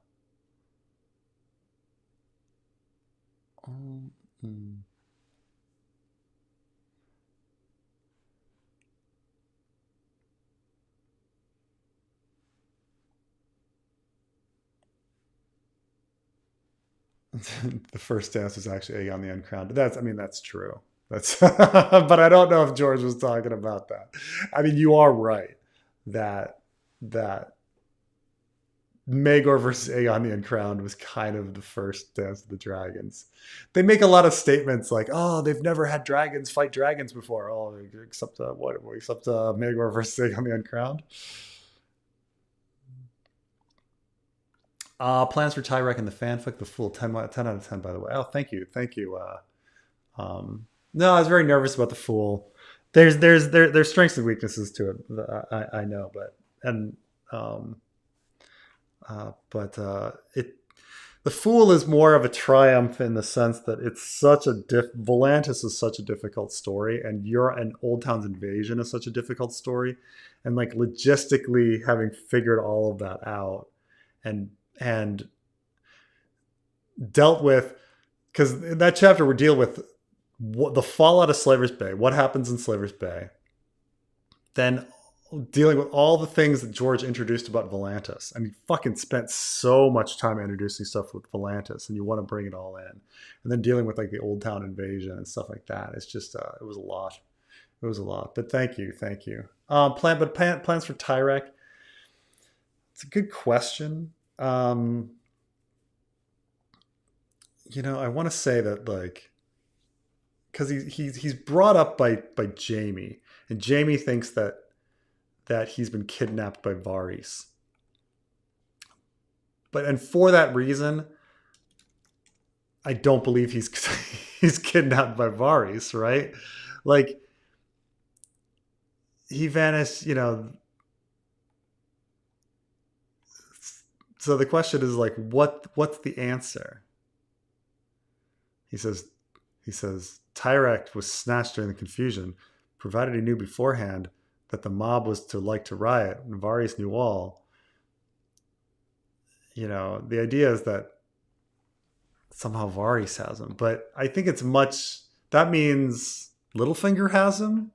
Somebody else has him is the idea. Somebody else, like there's not that many other parties that would know about the riot coming. I think the two parties that would know about the riot coming would be Varys and Littlefinger. And you could possibly argue that like maybe Doran Martell has a spy, and knew it was coming. But I think Littlefinger has him, and I've got to somehow pull in Littlefinger, like having Tyrek and what they do, what he's going to do with him. I don't know.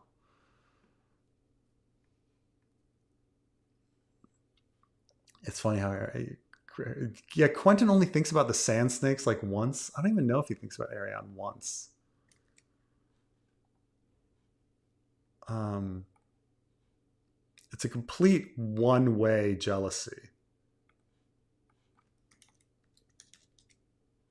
He doesn't think about her by name.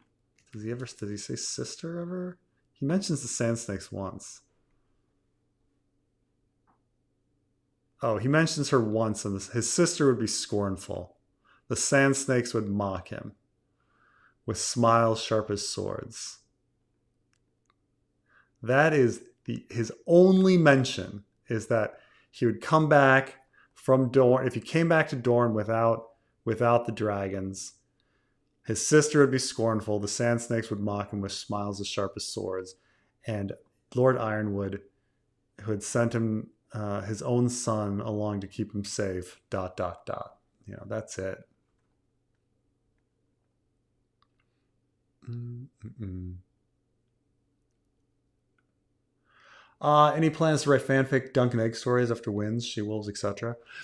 Someone did send me a fanfic version of the She-Wolves of Winterfell, and he was looking for kind of equal, like the same sort of treatment that we do to the the Winds of Winter fanfic stuff. And it's like it's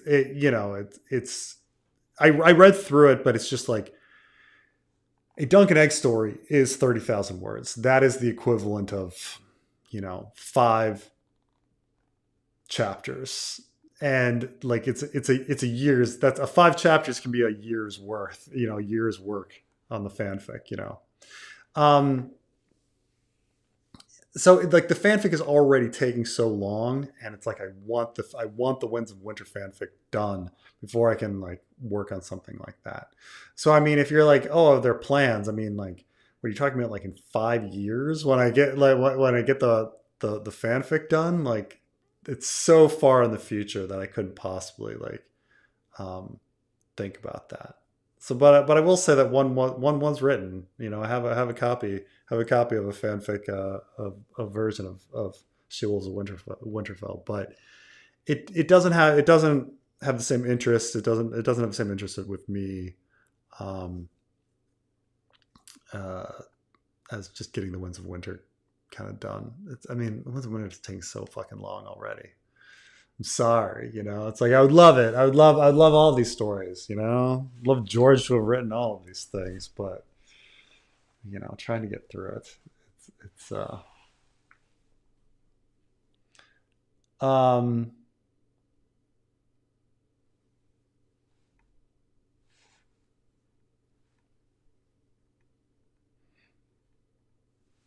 mm, mm, mm, mm. Drugs on the wall.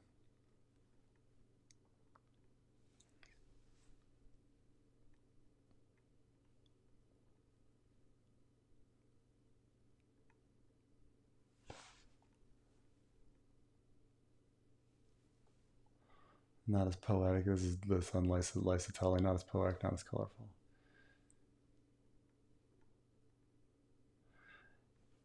Yeah, I mean George. When you go through George's stuff, you do understand why he's like so successful. Um,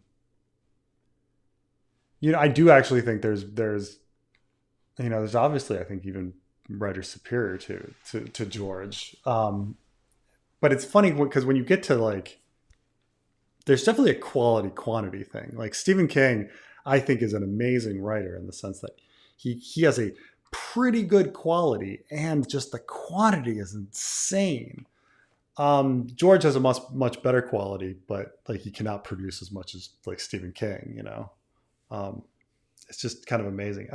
You could even argue that like somebody on the same level as George in quality, I would say, is like Patrick Rothfuss, who is also can't produce. He can't produce anything, but like that's even less in terms of like quantity. Like you just can't get it out. But his writing is beautiful. Um,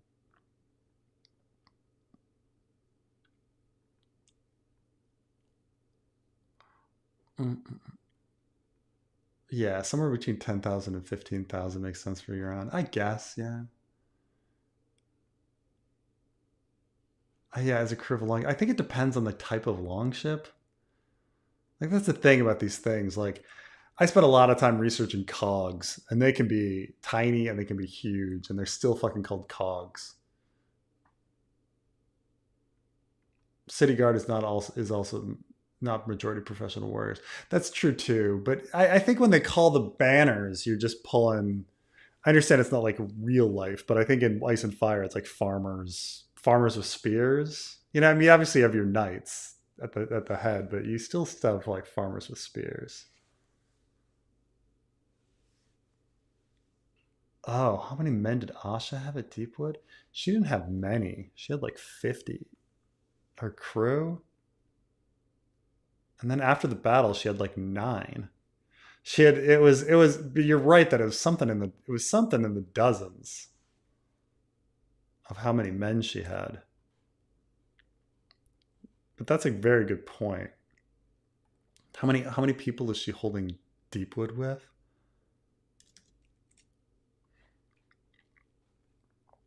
Um, Here we go. Asha had 4 longships and not quite 200 men. So Asha has about 50, has a little less than 50 people per longship. So assuming that Euron has 500 longships, that's 25,000 men. Jesus Christ. But some of those are rowers. I'm just saying, like the oarsmen, you can't fight with oarsmen. Um, it's just like, can't fight with oarsmen? I don't know. Does the count include thralls? That's the thing.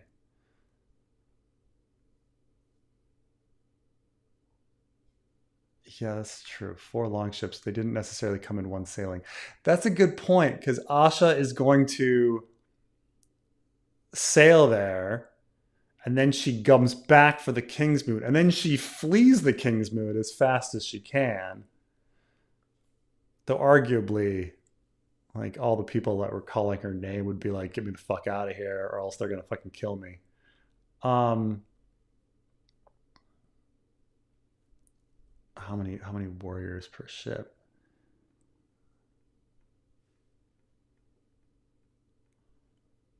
Oof.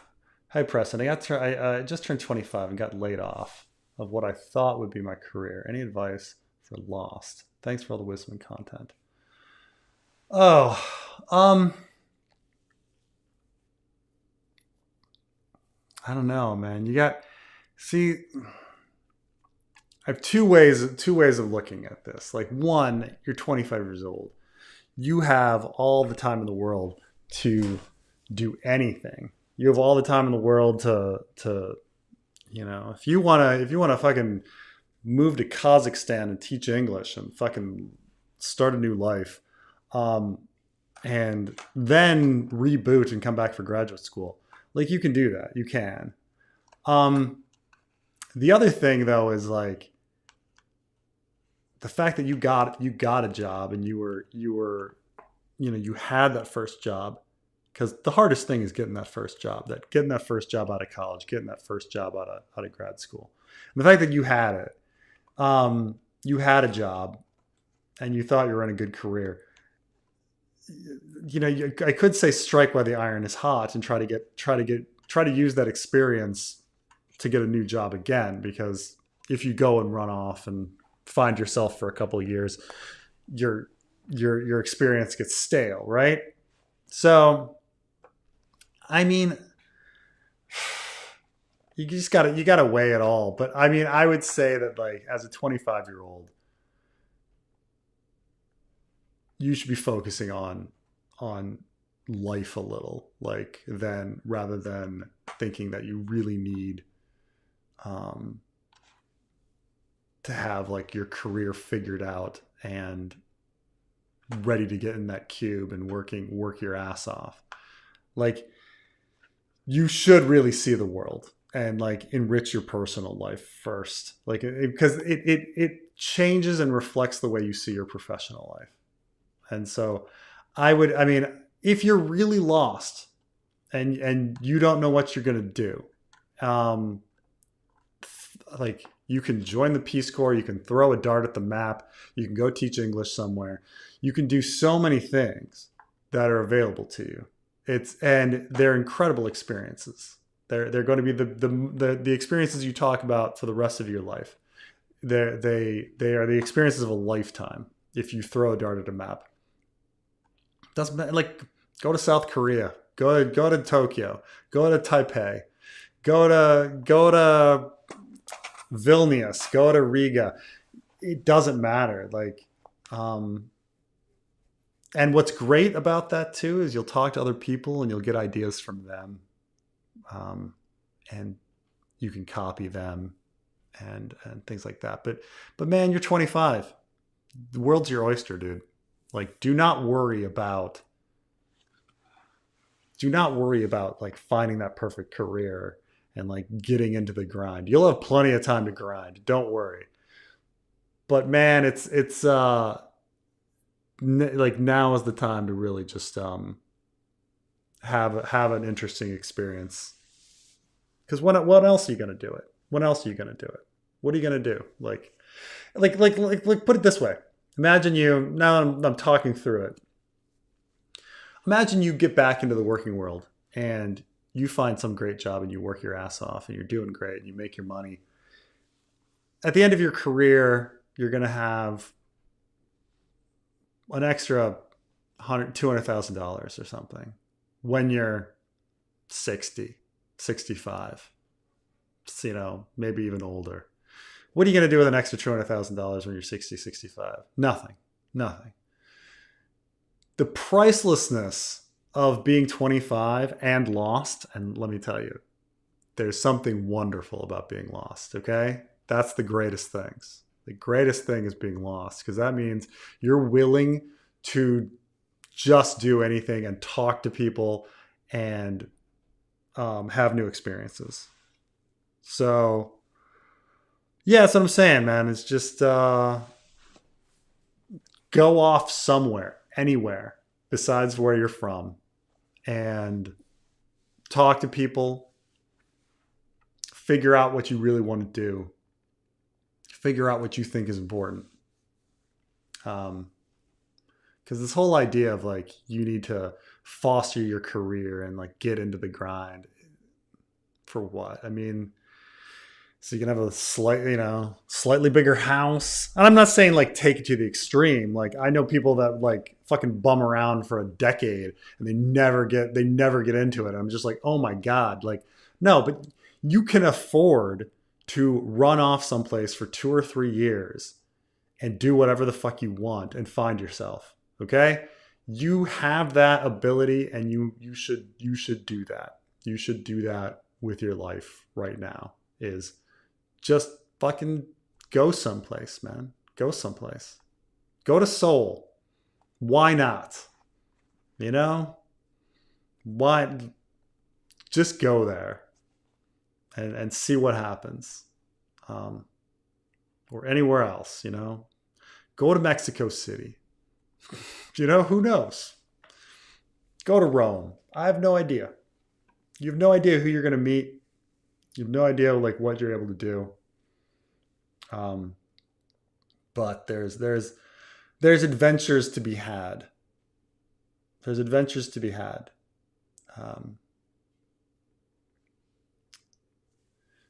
That's my advice.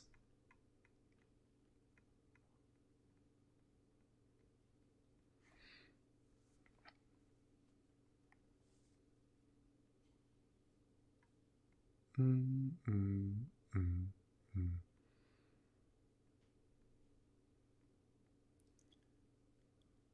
mm.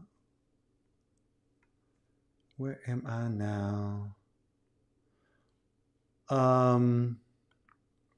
Why won't the Dems give up on free healthcare for illegal immigrants to end the government shutdown? Seems like a no-brainer.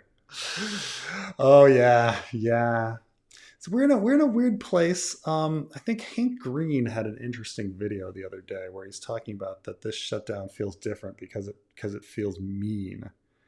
Like legally speaking, like they actually have the emergency funds to pay SNAP and things like that, but now they just don't want to do it. Like they're just like fuck it, fuck you guys. Um, yeah, it's a weird time. I mean, a month into the government shutdown, and you know, an election's going to happen on Tuesday, and we're going to see the results in places like Virginia and New York City and New Jersey, and that's going to send a message, and we'll see what that message is. Um, and then after that, we'll hopefully the Republicans are going to cave, and we're gonna see um, at least an extension of the Obamacare subsidies. What I think is a likely scenario, actually, though, is a little more delay. So right now, the Republicans have been putting forward a stopgap bill for to fund the government for 8 weeks, and they've been doing that for 4 weeks now. So now that stopgap bill is only for 4 more weeks, but it would back fund everything. I think in a week or two, I think there'll be an argument for the Democrats to be like, look, we might as well have everybody paid and then open the government for 2 weeks and then have it shut down again at the end of November. Like at that point, you're just like, well, now you're just back funding everybody. We'll vote for that. So, and then the government will shut down again, and we still have our point made. I think that something like that might happen, where they're like, well, it's only 2 weeks. Well, I'm only voting to open the government for 2 weeks. Like that's nothing, and then go back, and then everybody that back pays all the government workers and gives everybody SNAP funding and everything again, and then they start over again. I think that's a fairly likely scenario coming forward, but we'll see. It's very weird that there's no talking, there's no negotiations going on. Oh, just to be clear, Preston, S means he's being sarcastic. I got it without even the slash S.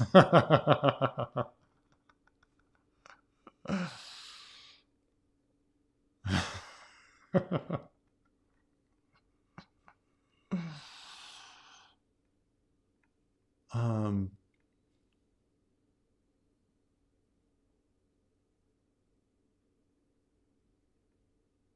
Democrats are incidentally trying to buckle. Yeah, we'll see. We'll see.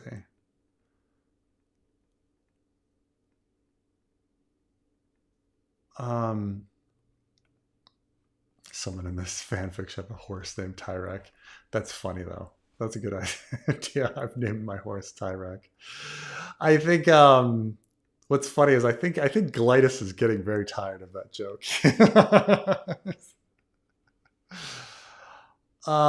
Shining book versus movie. I mean, I think the movie is much better than the book. I've read the book. I like the Shining movie much better. It's Jack Nicholson at his finest, and Shelley Duvall is perfection in her role. It's so sad that she was abused to get to that point, but she's so incredible in that in the story. This is just, I mean, oh, I wish Carmine come on, because Carmine, I watched Weapons. If you want to call in and talk about Weapons, man. What a movie, man. What a movie. But when you see a movie like The Shining or Weapons, you're just like, no, that's just that you think about that movie. You're going to think about the movie for a long time because that's a fucking good movie. He was right. I think Carmine had said to me it was like the best movie he'd seen in years. And I was like, okay. And I finally watched it and I was like, okay, yeah, no, that's the best movie I've seen in years. Like, Jesus Christ. It's a fucking good movie. Fucking beautiful, beautiful fucking movie. Um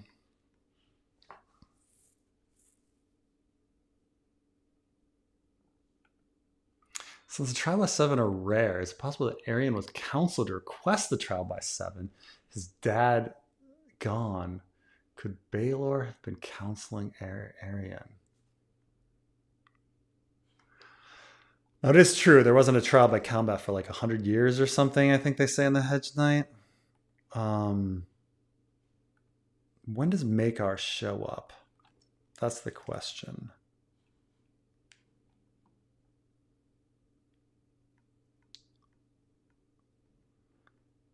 The thing that I'm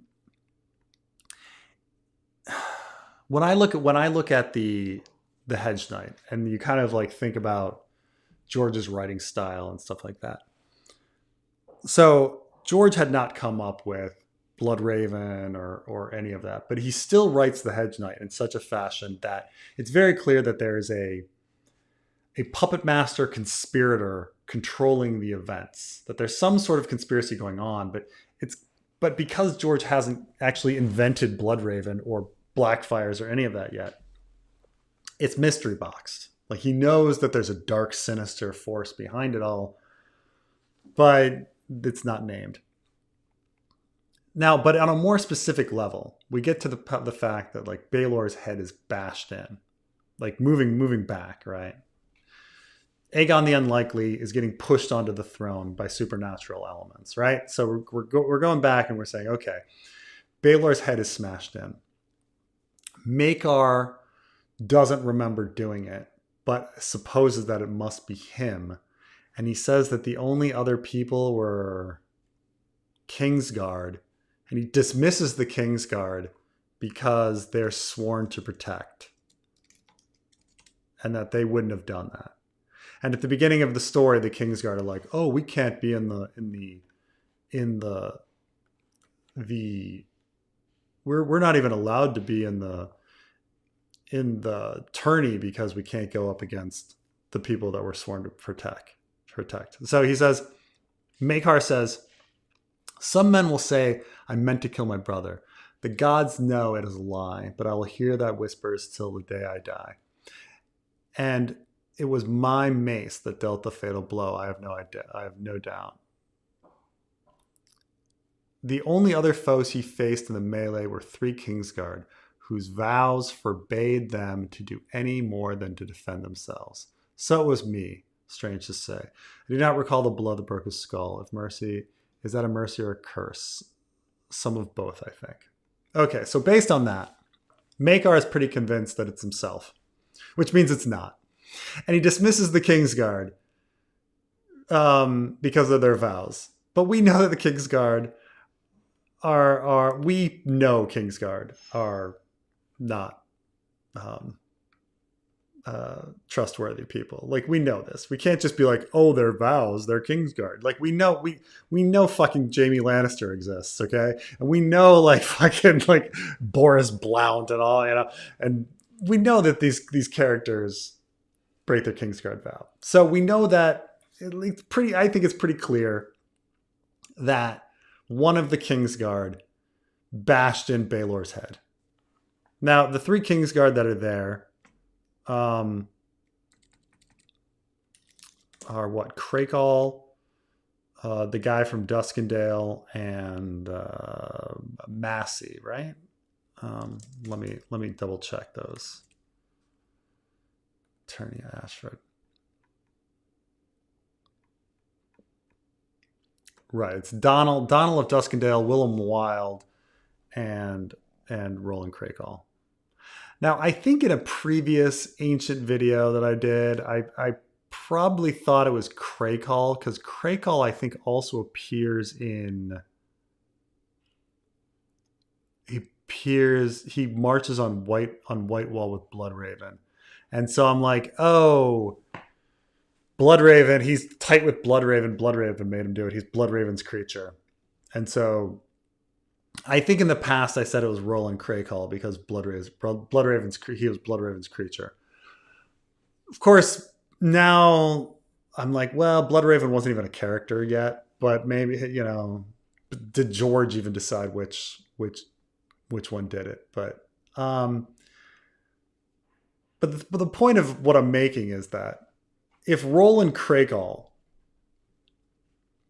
is the person that actually is the one that bashed in um, Baelor's head, Roland Crakehall might be also be the dude who told Arian, "Hey, you should do a trial by 7." Like it could be the same guy that bashed it, like one of the Kingsguard. Because if one of the Kingsguard is it's one of the Kingsguard bashed in Baelor's head. Okay, I'm just going with that. I'm making that firm stance. Okay, it's just a fucking fact that one of the Kingsguard bashed in Baelor's head. Let's just let's just not stop at the speculation and just jump right in. So now, which that means, did they want a trial by 7? Yeah, I think that if we're going to assume that one of them bashed in Baelor's head, they created the opportunity to bash in Baelor's head. Now, the big thing is, how did they know that Baelor was going to step in? Or that Dunk wouldn't have gotten 7 champions.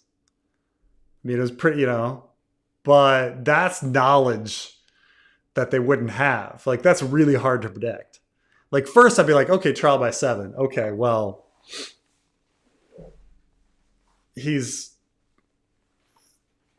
am I assuming, like, I would just assume that, like, he would find 7 dudes. Like, be like, okay, we got 7 dudes. But to somehow know that he would get 6 dudes, and that Baelor would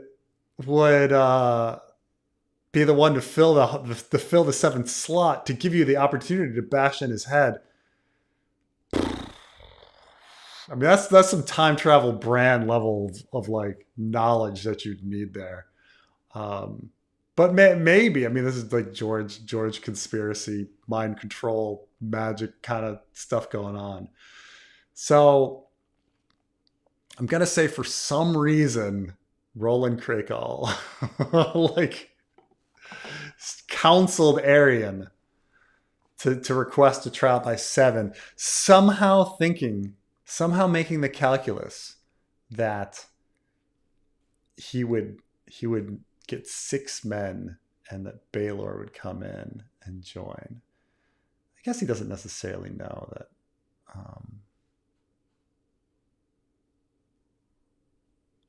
Yeah.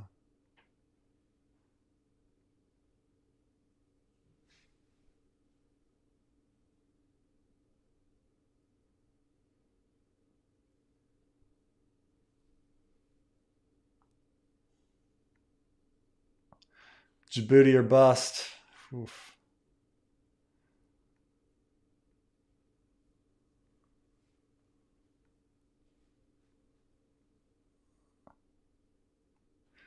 Is that Arian a Magor fan? I mean, he names his kid Magor, so he must be a Magor fan, right? Anybody that names their kid Magor,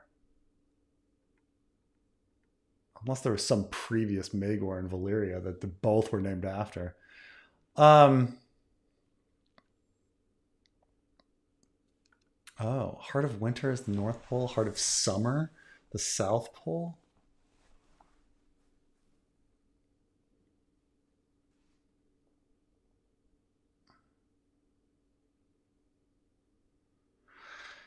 I'm trying to think of like the spin of their planet. Could you have a situation where one part of the planet is always getting light with the bauble? I guess that's possible. We call it, I mean, because tidally locked, like they're getting, one side is always getting light. So in a tidally locked situation, you definitely have a Heart of Summer, Heart of Winter kind of situation. So if you have like an extreme bauble, yeah, I guess you could have like if you have a more tidally locked situation, you could totally get a Heart of Summer, like a place where it's not where it's day all the time and it's just brutally hot. All right. Nah, then you wouldn't have regular days. You need to have a proper spin to have regular days. Otherwise, I mean, if you had a really fast bobble, could you get a day? Right? You know what I'm saying? Like if you start with a tidally locked planet, okay? Hello, hello, hello, hello, hello. Where's Trey? I don't Oh, know. I thought he was here already. What the fuck? Oh, There's no tray here. There's no I need to tray. rouse. Need to rouse him awake. I know, I know. Pretty soon, there's gonna be no more. I got work the next day. No, you don't. Not soon. That's true. I was trying to think about the tidally locked planet, and if the tidally locked planet bobbed at a really fast rate, would that create the same day and night cycle as a regular spin? I think the real question is how does this? How are you gonna incorporate this into the fanfic? I think that's the real question. I've already incorporated the fucking wobble, man. You read the Really? prologue, Maester Okay. John. But I suppose if if the bobble happened at the same rate as a planetary spin, I suppose you could create a night dark cycle on the middle of the planet. I don't know if it'd be. The problem is that the days we've had characters in Dorne and we have characters all the way up north, and that day night cycle seems to be the same. It'd be really difficult. The bobble would not create it. So yeah, I don't think there can be a Heart of Summer, not from what we've seen. Um. So how you doing, Carmine? Chilling, having a good time. So Berserk and the Boys, you putting that out tomorrow, right? That's what you told me earlier. Yeah, Berserk with the Boys coming out tomorrow. Very nice, very nice, very nice. Yeah, yeah, yeah. So yeah, um, I told you that I watched Weapons. Oh, that's right. You lied. I thought it was okay. I didn't tell you it was the greatest thing ever. I told you it was okay. I Really? Yeah, it was fine. Whatever. It was fine. No, I thought it was fucking brilliant, man. I thought it was like Oh so yeah. well directed and so well acted. Oh my god! And like the perspective shift, like oh my god. The ending was fine. I think it was Um, alright. the ending was all You right. might do a prequel to it about the main the villain of the origins of the villain. So we'll see Oh, how that's that too works. bad. No, the less we know, the better. I almost feel Mm-hmm. like, I mean, her motivations, and I mean, they didn't explain it very much, but, um, and some people are like, what did you read into it, like in a parable political kind of sense, like did you focus on the mass shooter kind of thing, the mass shootings in school kind of thing, the alcoholism thing, like the addiction, like what is the weapon in the movie? Is the weapon, the gun? Is the weapon the alcohol? Is the like what's the weapon in the story? Because um, like what statements are being made about like drug abuse and alcoholism, and I mean there's a lot of debate, on what exactly they're trying to say, but it's it's like bits here and there. But I read an interview where he's like, yeah, there's little bits here and there, but you're mainly just supposed to focus on the alcoholism. I was like, really? Because Josh Brolin walks out of his house and there's a huge like a huge semi-automatic weapon in the sky. Like I was like, anyway, I thought it was a great movie. Like that was a great movie. I didn't like. I thought the answer to the mystery was kind of lame. I thought it was like something else completely, I but did too. whatever. I did too. Rather than it like legitimately just being like I mean, spoiling the movie. It's just being like legitimately a witch, like legitimately that was the answer. Like they accuse her of being a witch at at the beginning of the movie, and then it's just like a different woman. That's it. And like, does it really make sense that nobody's uh, doorbell cameras like caught those kids all running to their house? Like, come on, like, come on, I nobody would have else. rather have been like a nat. I'll take Aliens over Witch. I don't know. Witch just Hmm. seems like kind of lame. I don't know. That's just me. Yeah, yeah, yeah, yeah. I mean, you're right because the answer is like, what's the answer to this mystery? Well, it's magic. Oh, Hmm. yeah, like, oh, it's magic. Okay. Aliens, government experiment, anything but Witch. Witch was just really lame. I don't know. Also, by the way, something I've noticed about the people who really like weapons, everyone who really loved it already has kids, and everyone who's kind of on it don't have kids. It's something I noticed. So Oh, I mean, it makes it just much more intense. right, Like the loss and pain that the teacher and the father are feeling. 100%. Yeah, when making their performances like so incredible, just so well acted. Oh my god. The mystery was great until the end. I'm sorry, I don't mean to harp on that too Yeah, much, yeah, I but get it. I get what you're saying. Um, you're like everything's going well until like the little kid's perspective is what you're saying. yeah. Yeah, yeah. Um, George wants you to finish The Winds of Winter from his notes. He wants you to bring a council of four masters together, YouTubers, Eliod, Linda, etc. Would you be on the council? Who is on your council? Oh, um,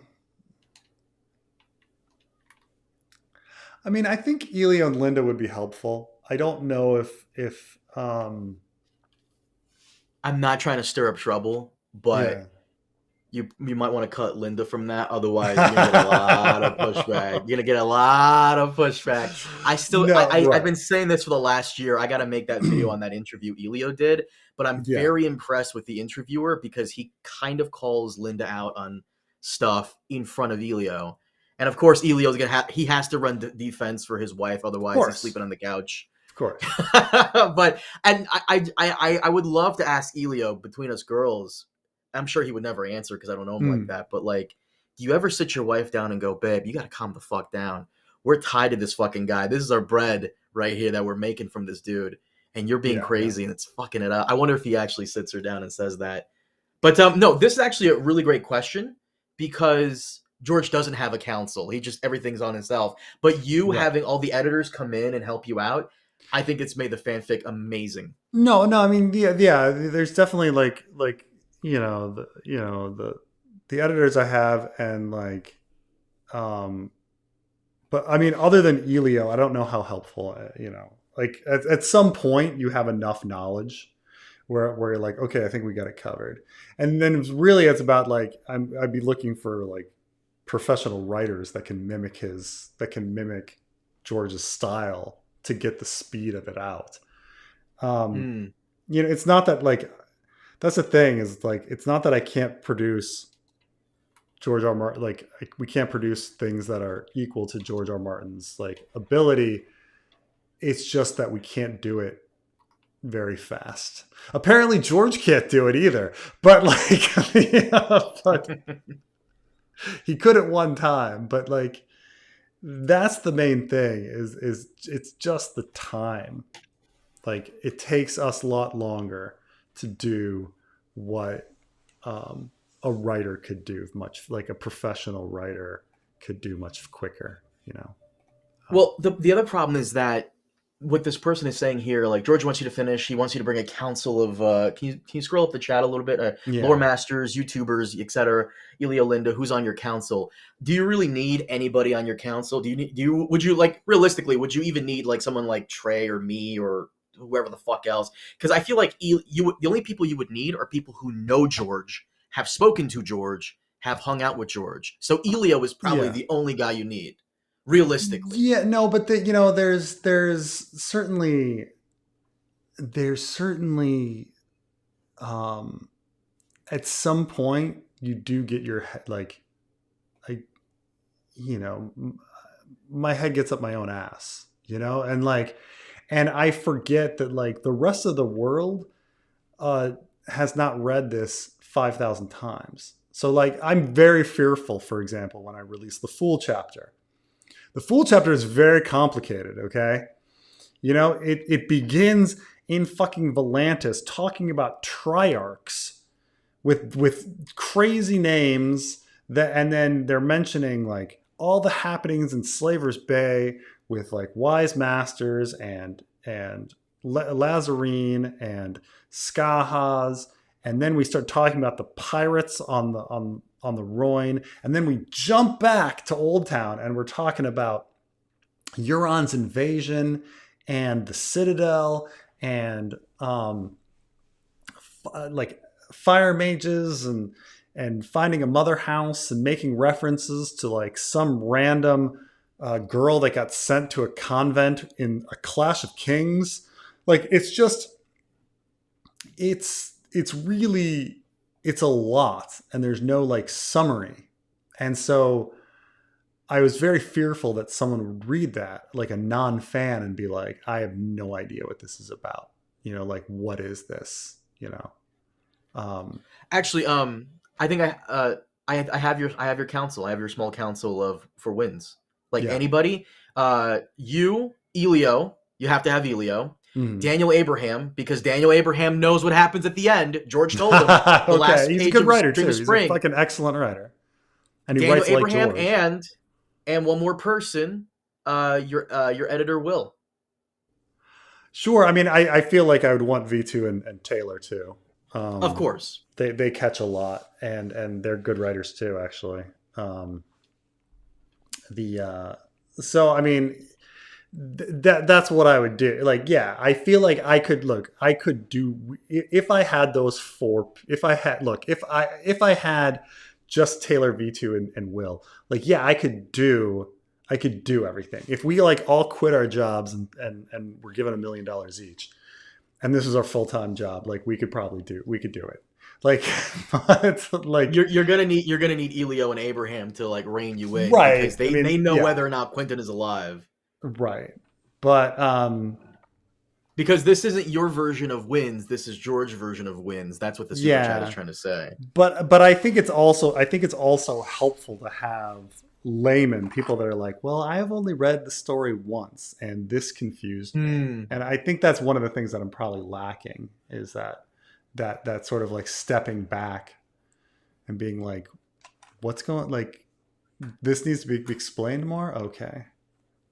Because the Winds of Winter fanfic is like, you're fucking jumping right in. You know, this is like, no, we're not explaining Well, anything. it's the sixth book, so yeah. Yeah, yeah. Even though George's chapters, like his sample chapters, sum stuff up a bit. You know, like they rehash, and it's like there's very little rehashing from in the fanfic because there's just no They fucking re time. they rehash because he forgot. He's got some more rehash.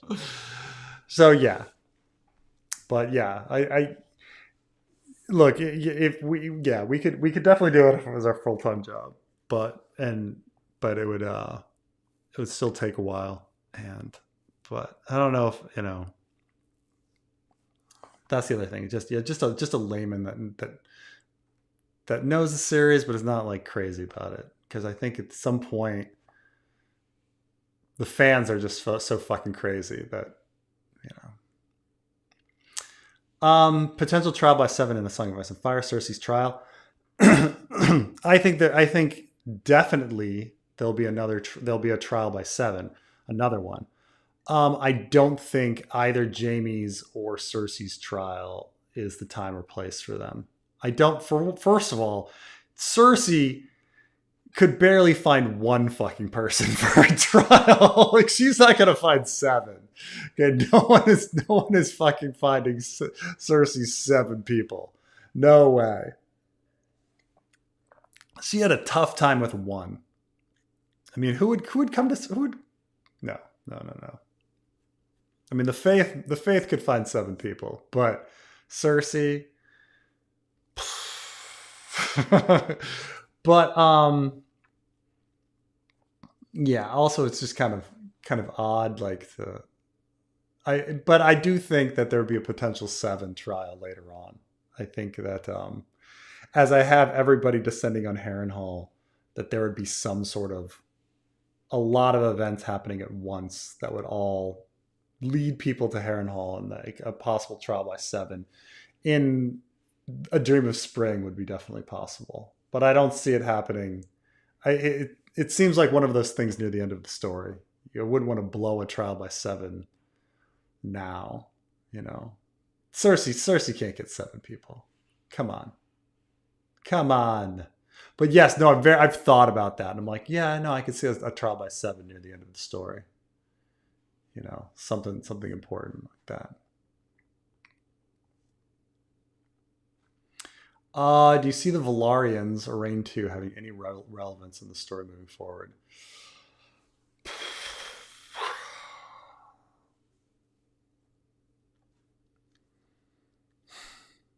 It's a very good question. Um, I think for a long time I had the big answer of of the big question of who do the Valarians support during the Blackfire rebellions. That was the big thing that I always wanted to know. Um, maybe that's an Ask George kind of question. Who did the Valarians support in the Blackfire rebellion? But it kind of like, hints on like what are they interested in? Like, are they interested in um, the blood and keeping dragons around and things like that? So, I mean, I think if I answered that question, like who did they support during the Blackfire Rebellion, and you make Aegon a Blackfire supporter, or at least supported by Blackfire supporters, then maybe the Valarians would like switch over. But they're right now they're still fighting for Stannis. The few of them left or whatever. I mean, I have no idea how many Valarians are up with Stannis, but they should still be fighting for Stannis.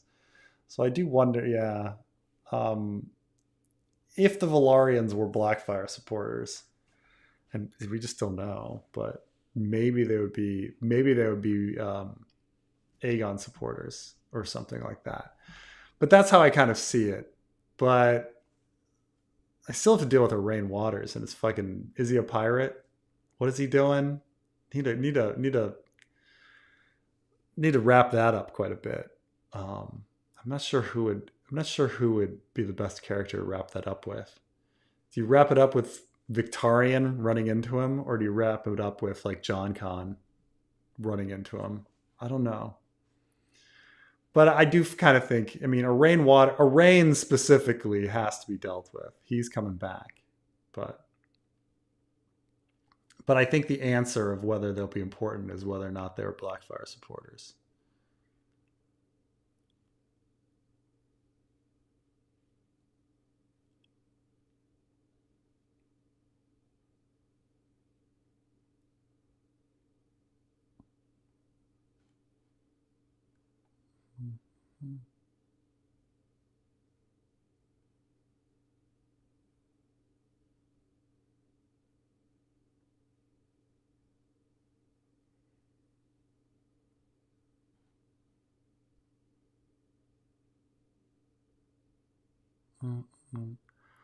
Um. So Karma, man, how was your Thanksgiving? Or not your Thanksgiving? How was your Halloween? It was all right. Did some grocery shopping. Best time to do it. Oh, you didn't go trick or treating? No. In the fanfic, is it canon that Jamie sent the cat paw to kill Bran? No, no, it's not. It's Jamie definitely did not send the cat paw to kill Bran. The Tyrion just changed his mind as a first step to undo the Joffrey thing. I think in the end, I think I might go with. I think in the end, it's.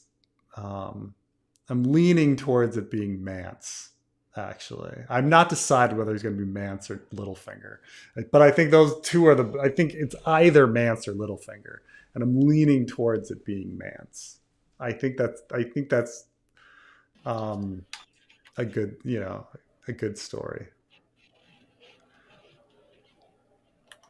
I've heard Carmine's real name is Javier. Is that true? No. Um, So I there was a joke that I explained to Dan about something that happened last stream. Do you mind if I mm, go into that real quick? sure. So this guy in my server, Jetski, he hits me up and he says, "Hey man, did you just out yourself by saying your name is Javier?" And I'm like, "What the fuck are you talking about?" So in your live stream, the origins of House Dane at 2 hours and 32 minutes, I said, and I'm quoting myself here, I said in regards to Trey, no one has that rock star hair out here. He thought when I said out here, he thought I would say Javier. No one has that rock star hair out here. He thought I said that. It's because I have an accent, and therefore, Mm. yeah, like it's yeah. So no, I told this story to Dan, and Dan is being a bitch right now in the super chats. Yeah, the problem is that people are eventually going to go through like every Brazilian name, and then eventually find And like then and then and try to then they're eliminate gonna them like one by not one. they're You they're not know? gonna find it. They're not gonna find it. They're not gonna find unless you say something, which I hope you don't. I'm trusting you, government agent who occasionally Yes, slips up. I know, Joa or Hoa, You're still getting that name wrong. Is Jean? That's that Zhao, you're still getting that Zhao. name wrong. It's Zhao, Jean, Zhao. so Jean, yeah, something like that, Yeah, yeah. something like Why do you that. know You how to might get it pronounce it wrong. so well, motherfucker? It's you. It's you. So, Dominican Republic's very funny because so many kids name their kids like random names, like not just like traditionally Spanish speaking names. They like name them random names. Um, which, by the way, like I think in the Heights, the movie, the musical where the main character is his name is Usnavi, and it's his name is Usnavi because apparently like his dad looked at the side of a ship that said U.S. Navy, and he's like, "Oh, that's a good name, Usnavi," and so they named him Usnavi. But like, it's actually fairly common that like Dominicans just name their kids really random things. But so also opening up the fact that Carmine's real name could be something really fucking random, like not even Brazilian. Well, to be fair about like Dominicans naming, I'm sure most Dominicans right now who are having kids are millennials. Millennials are fucking stupid. My generation is dumb when it comes to Mm. naming their kids. Like they're naming their kids after like all these shows they grew up with as kids, and it's really cringe. It's really cringe. So Well, I mean, that kind of stuff has always influenced stuff. Like, you know, um, Preston became a little more popular for a second because um, Britney Spears had married Sean Preston Federline, and I think around the same time, I think like Preston was also a name of a guy on Grey's Anatomy, Preston Burke. And so there's like a couple Prestons like that had suddenly appeared in like the world, and so there's like a little uptick. It goes from like the 300th most popular baby name to like the 150th most popular baby name, and then back down again. Um, but yeah, I mean, pop culture does that a ton. Like Belle became really popular for a while because of Twilight. Um, then like celebrities having a name is a huge thing, even when they're not even a big celebrity. Like Carson Daly brought back the name Carson, and like a million kids are named Carson now because of Carson Daly. Even though like true. who cares about Carson Daly, but like he just brought it back. Um, or Ashton, and all of a sudden becomes a name. Like one celebrity. So like Olivia is super popular right now. You know, I guess everybody loves, High School Musical, the musical, or something. But that just happens. Taylor, I'm sure Taylor is like a huge name for girls now or something. Yeah, Taylor's always been Yeah. a name, When I was a growing name up, up there. every girl was named Jenny. There's just every girl was named Jenny, and they all were singing about their fucking ghosts. It's just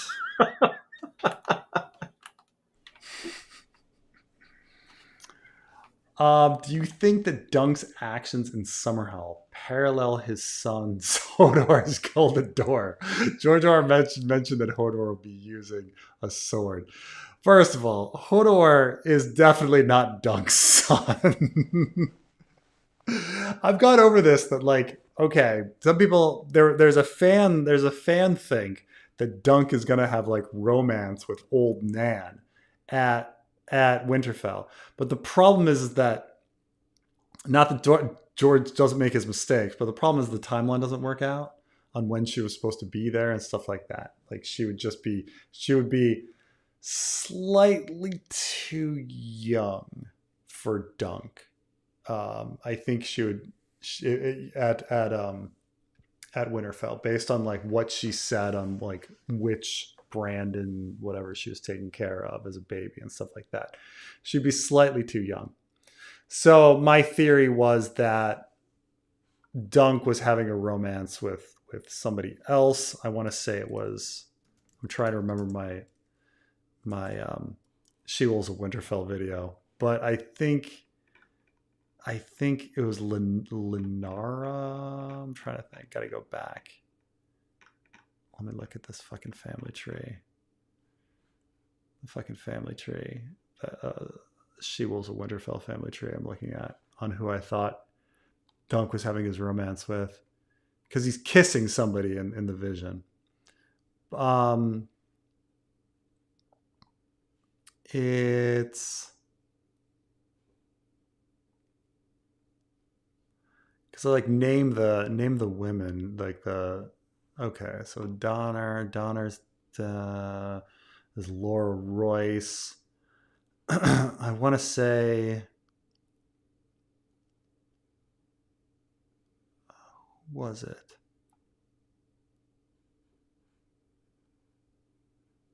I had totally named it. Oh fucking A.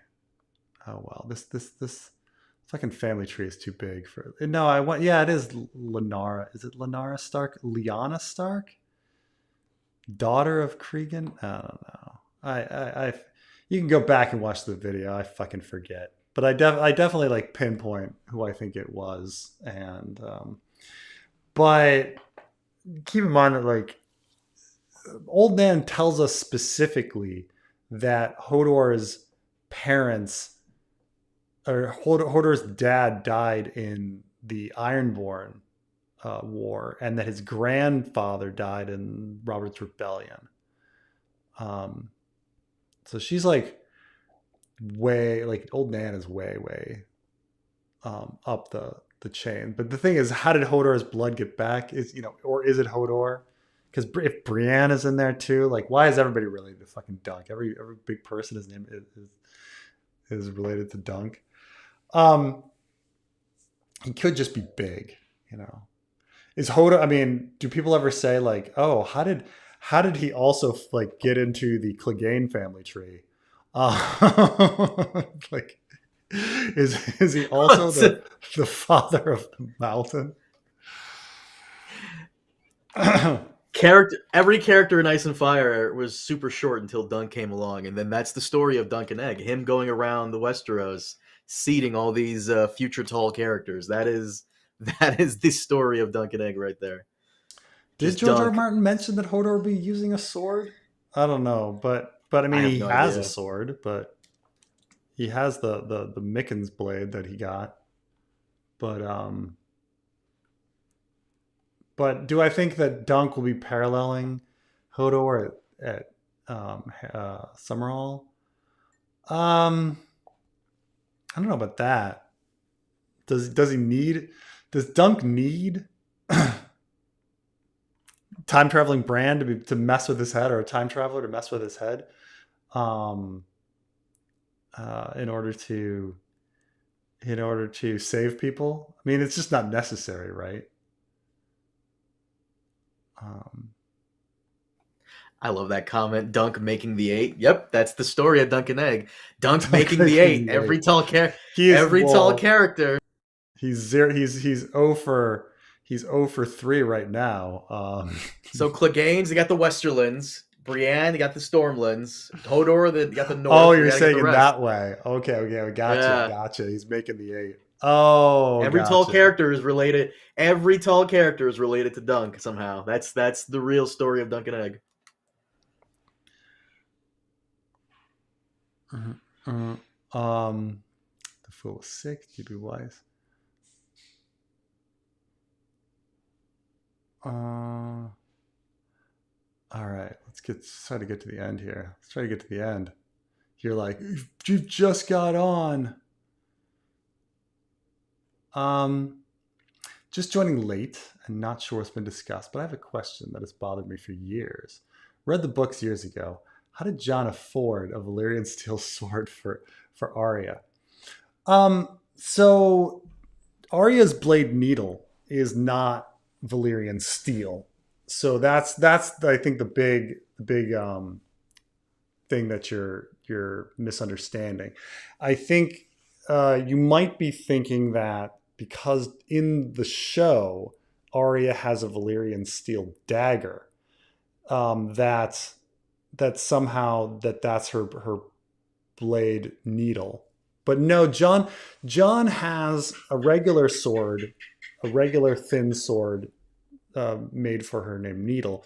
And in the show, Arya acquires the Catspaw dagger, a Valyrian steel blade, that was used to try to kill Bran. And that one, the origin of it was just that it was in Robert's collection of blades, and that at some point Littlefinger lied about it, and Joffrey used it to try to kill presumably Joffrey. I think in the show it's implied now that maybe it was Littlefinger, that somehow Littlefinger got a hold of a Valyrian steel blade.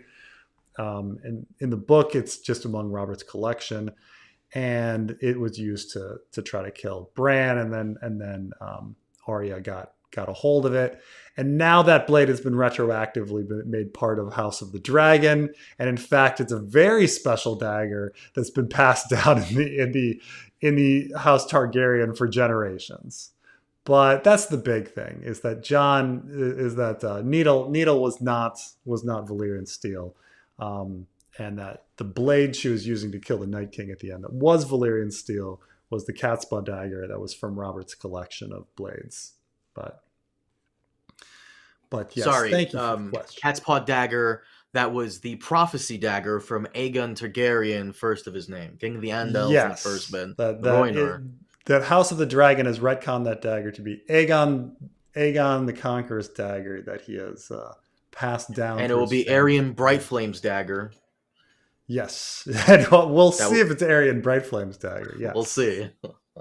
I'll ask that guy.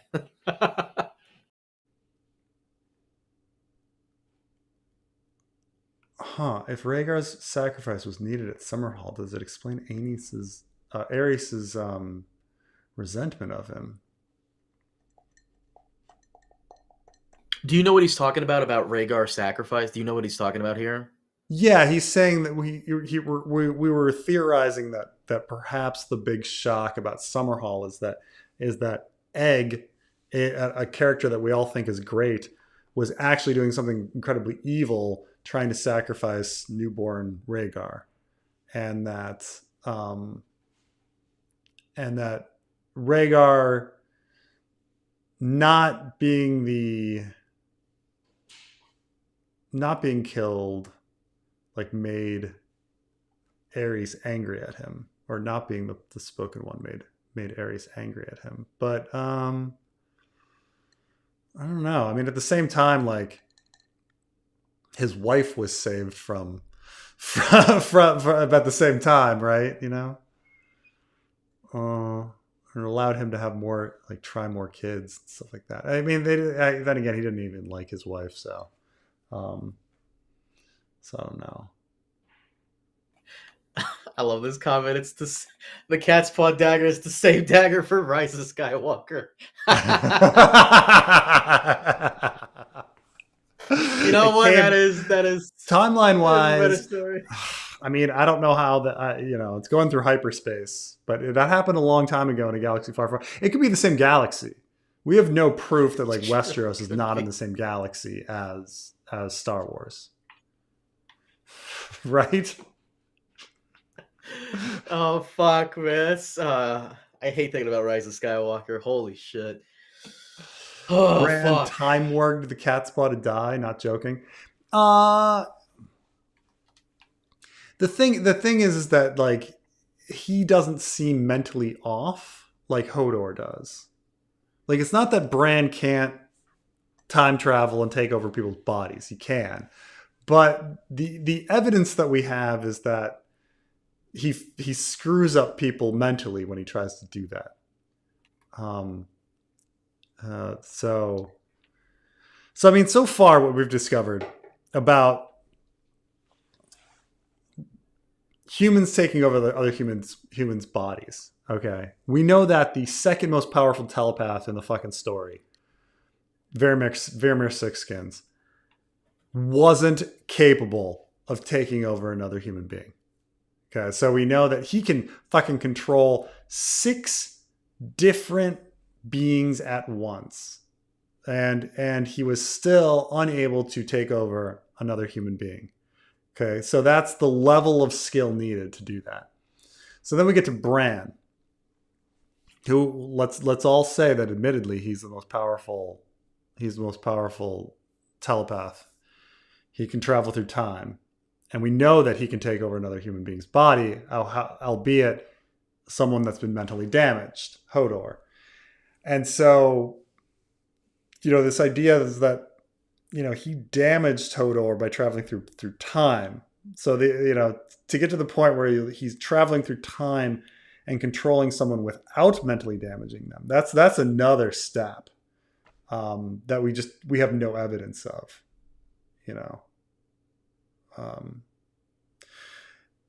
some people make the comment about maybe Bran tried to do something to Patchface or Jingle Bell, and then you'd have like a better argument. Like, well, those people are damaged, so maybe Bran had tried to do something with them.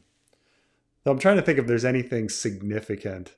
There's nothing. Is there anything significant that Patchface or Jingle Bell have done yet in the story that warrant, maybe in the future?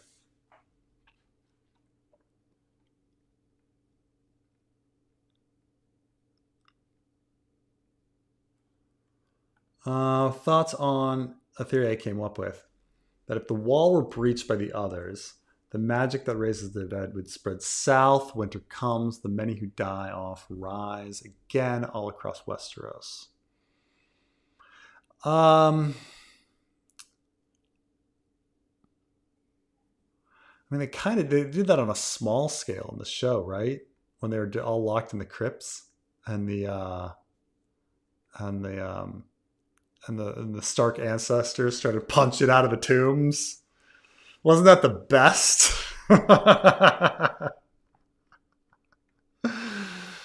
Oh man, what a ridiculous! I can't believe Sansa had to run from fucking whatever, her great great grandmother. Her great great grandmother was trying to kill her. I can't talk shit about that scene, considering one of my favorite movies is Evil Dead 3: The Army of Darkness, where they fight fucking skeletons. So I But can't that's talk supposed magic. to be funny. I guess. That's supposed to be funny, man.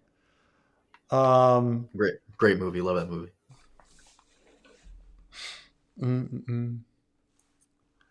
Charlie is the new baby name for bad parents. I thought it was the baby name for half Vietnamese kids. Yeah. Is it confirmed Lord Commander in the Inkblot letter is Duncan? Oh yeah, it's gotta be. Like the idea is that somehow Duncan dies before that, and that they would have a different Lord Commander. I mean, there'd be no other reason to have that aside if it were not Duncan the Tall. Right? There'd just be no fucking reason. Try to think here. Let me read the exact thing from the exact aside.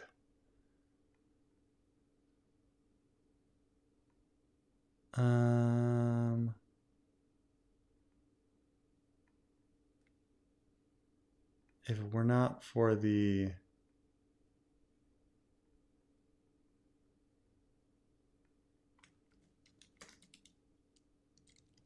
all the asides, it's hard to search the world of Ice and Fire. What's the quote? If it's not for the bravery of the Lord Commander or something? Is it something like that? Oh, here we go. The blood of the dragon gathered in one 7 eggs to honor the 7 gods, though the king's own septon had warned.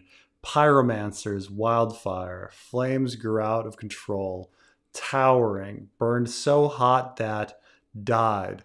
But for the valor of the Lord command. That's it. I mean, I suppose there's no absolute uh, confirmation that it was Dunk, but it's one of those things where you're just like, come on, that's got to be right. Because it says here, because we do know that he was Lord Commander. Like that's a full, that's of course, but let me see here. Does it say?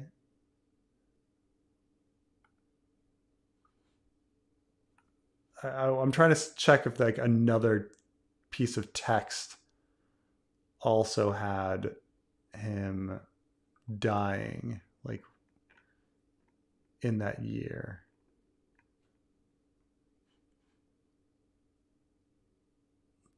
Died. It says here.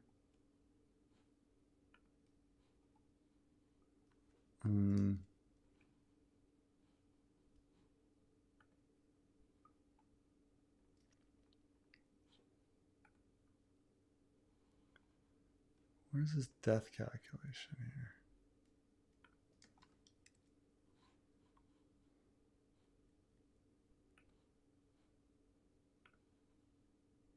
It'd be really weird if you were just like, oh, we're talking about a different dude. I don't know why I'm spending all this time. Okay, Duncan. You got the 5th.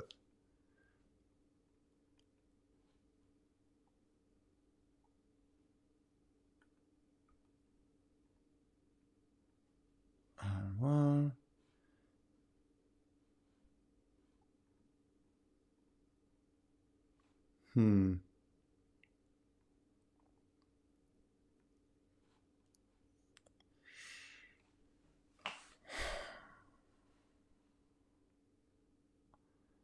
Is there any 100% confirmation that it's Duncan the Tall? I guess not. I don't know. I guess not. I'm sure somebody else is like, it was somebody else, but I don't think like that somehow he died of old age. He died of natural causes like the year before, and someone else like was the Lord Commander, and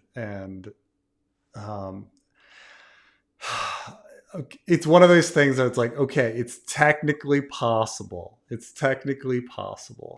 Yes. Howland is at the Isle of Faces during winter and leaves the break of false spring. Is it possible that Greenman caused the false spring? Well, I mean, we don't. The problem is we don't know the nature of like what causes the seasons. So, I mean, I suppose, for in the sense of like whatever. If you think that the seasons are caused by the variance of the seasons is caused by magic, well, they can do magic. If they're caused by telepathic energy. They could do telepathic energy if they're caused by like a giant machine beneath the earth. They could have access to that giant machine beneath the earth or something. So I mean, it's possible. I'm not sure. Is the idea that they were like, man, Howland Reed, 3 days after 3 days, just like fish, like he's beginning to smell, and they kick their house guest out, and they're like, you know what? How do we make this guy leave? Because this Howland Reed sucks.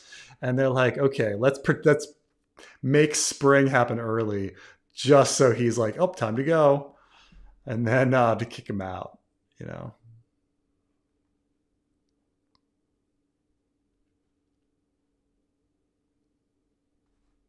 Mm.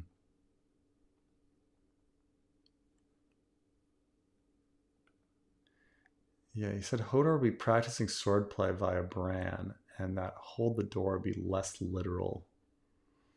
Hmm. Okay, well, he's got that. He's got that sword. But I think, like I say, like holding the door, holding the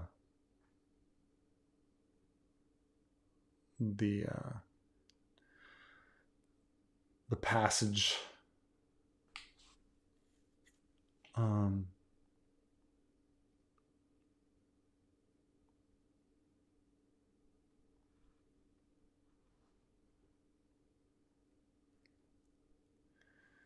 Weapons is not about booze, but school shootings. Well, it does seem to be. And the gun lobby casting the spell of my freedom. I think obviously school shootings is part of weapons. I mean, he obviously when he the dream sequence, like it's part of the movie. And obviously the feelings of like the class and the community and the blame and stuff like that. Um but I think I thought about it a bit of like, why would they let this woman into their house who is obviously so harmful, is kind of the same thing with like with the weapons. Like, why are you letting this into your house when it's so obviously harmful? Um so yeah, I mean, I agree with you. That's like the spell of everything. Meant sending Cancel explains dagger at least. Yeah, I mean, I think in both situations, the dagger being a special dagger that is going to be traced back to somebody else makes sense from a Littlefinger or Mance perspective, because they are trying to create chaos. They're trying to create chaos south of the wall. Um, and then Mance is also like, good. It's a mercy kill, and in their society, mercy killing for kids is good. Um, but both of them have a clear motivation of like causing turmoil between Stark and Lannister. So I think both work equally well. And we get to Jingle Bell needs to be. They need to name something after Jingle Bell so they can have Jingle Bell Rock, like Casterly Rock, the Jingle Bell Rock.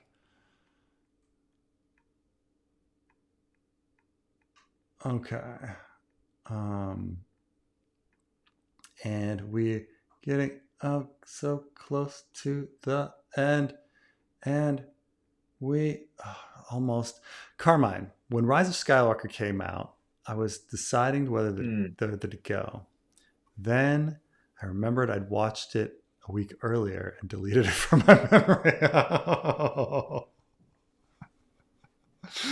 It was that bad.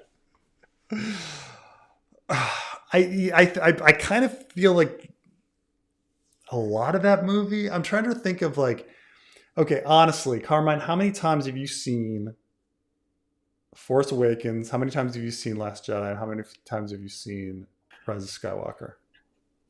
I can safely say I've seen Force Awakens twice, Mm-hmm. right? Last Jedi twice, and Rise of Skywalker the one time.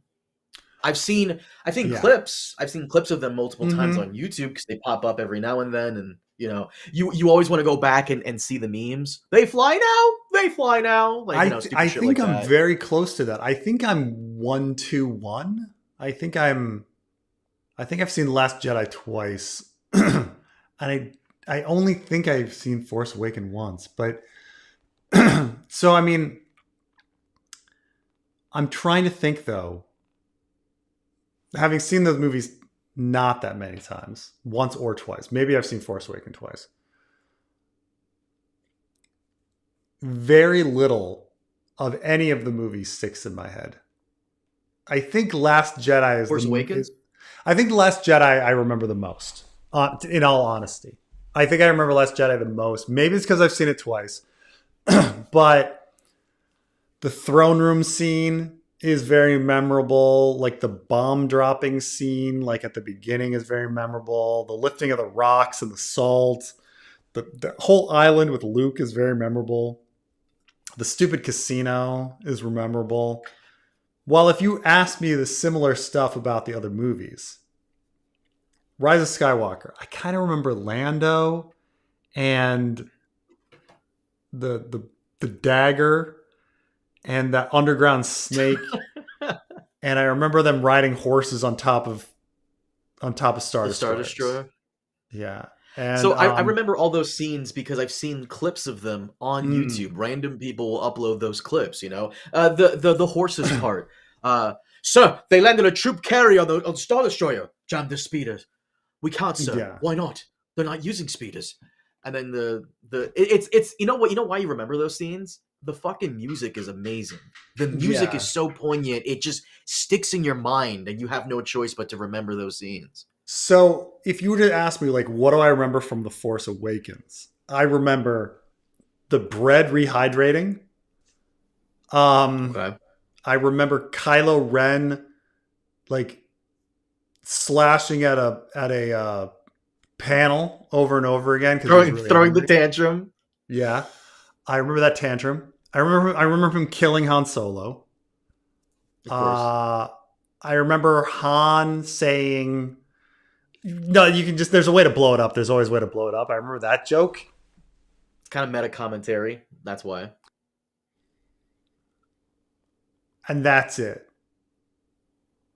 Like I remember very little else from that There's movie. another scene you're forgetting that you always quote, where Han goes, "That's not how the Force works." Oh, well, I suppose when you mention it to me now, I guess I remember that. And there's a few clips like from the trailer, the stormtrooper with his weird not lightsaber thing, Where where he he's goes, "Traitor." yeah. Like, You but remember that because of the way he says it. there's very little that I remember from that movie though. It's So amazing. the reason why, if you give it another 20 years, this trilogy will be regarded very highly, and the reason why is Like kind of because like how the prequels are. exactly, and you know why? The memes. It's the memes. Yeah. I can think of like all the sequel trilogy is filled with memes that have infiltrated into pop culture. A good story for another time. Right, That's not how right. the Force They works. fly now, they fly They now. I fly mean, now. Somehow Palpatine has returned. Like it's entering into the zeitgeist. And the reason you remember The Last Jedi more than any other movie is because most of the grifters now who are at a million, they have Ryan Johnson to thank for their houses, their cars, their rent money. hmm. I mean, if it wasn't for Ryan Johnson fumbling Last Jedi, we probably wouldn't have had President Trump. So a lot of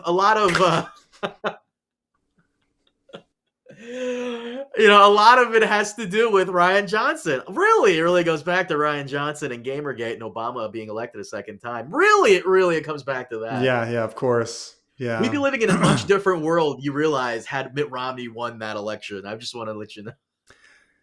Yeah, it's amazing how like, how it turns out liberals are always to blame for everything. Even when a conservative does something, it's really the liberals' fault for like somehow making him into that conservative, you know. They have no agency of their own. Like nobody has Why do agency. you why do Yes. you think I've been using the fucking meme every time a conservative does something? Why do you think I always say, why would Hunter Biden's laptop do this? Because it always comes Yes. back. Why would the laptop do this? Um, but there was that question of like, was I deleting this in my head, or is it just like I'm naturally forgetting it? Um, oh, Daguerreon is the true Targaryen progenitor, not Aegon the First. Oh man, it's true. Daggeron Daguerreon. Targaryen. That's the name of the meme, the dagger meme. And it's Dagger. fucking Daggeron Targaryen, yeah. First of his name. What if Littlefinger has some knowledge of how he dies? So I have played out like the idea that like Littlefinger's been looking into flames and stuff because like there's a scene in a Game of Thrones where Ned looks out and like to Littlefinger's window and he sees that the light is on because from a candle, and it's just probably to show that like Littlefinger is working hard at something, at writing letters or whatever. But I always wonder if he's like actually in there, like staring into flames, like staring into candles, flames, like trying to get visions, and whether or not like how much prophecy Baelish is obsessed with. Um, and I think earlier I was like, well, because Littlefinger doesn't make any sense, like prophecy is the easy answer when like something doesn't make sense. Why are they doing that? Well, to fulfill prophecy because it doesn't make sense otherwise. So I recognize that it's not really like a great solution to say that like, oh, he's acting erratic because he's actually like staring into flames and prophecy is telling him some shit. But like, does Littlefinger know how he's going to die, and therefore he's going to be reckless? I don't know. He doesn't. Littlefinger doesn't seem like a very fearful person. He seems pretty bold, like challenging Brandon to a duel, just like or at least claiming to assassinate kings, things like that. He's pretty bold, pretty fearless. Um, so, except for when he's like, I'll go get the city guard and then rides off. So, maybe Littlefinger was replaced by Faceless Man years ago. Um, oh my gosh, how much money they owe Brie Larson, that poor woman, for all the fucking like. It's amazing how much people can hate someone that is just so forgettable.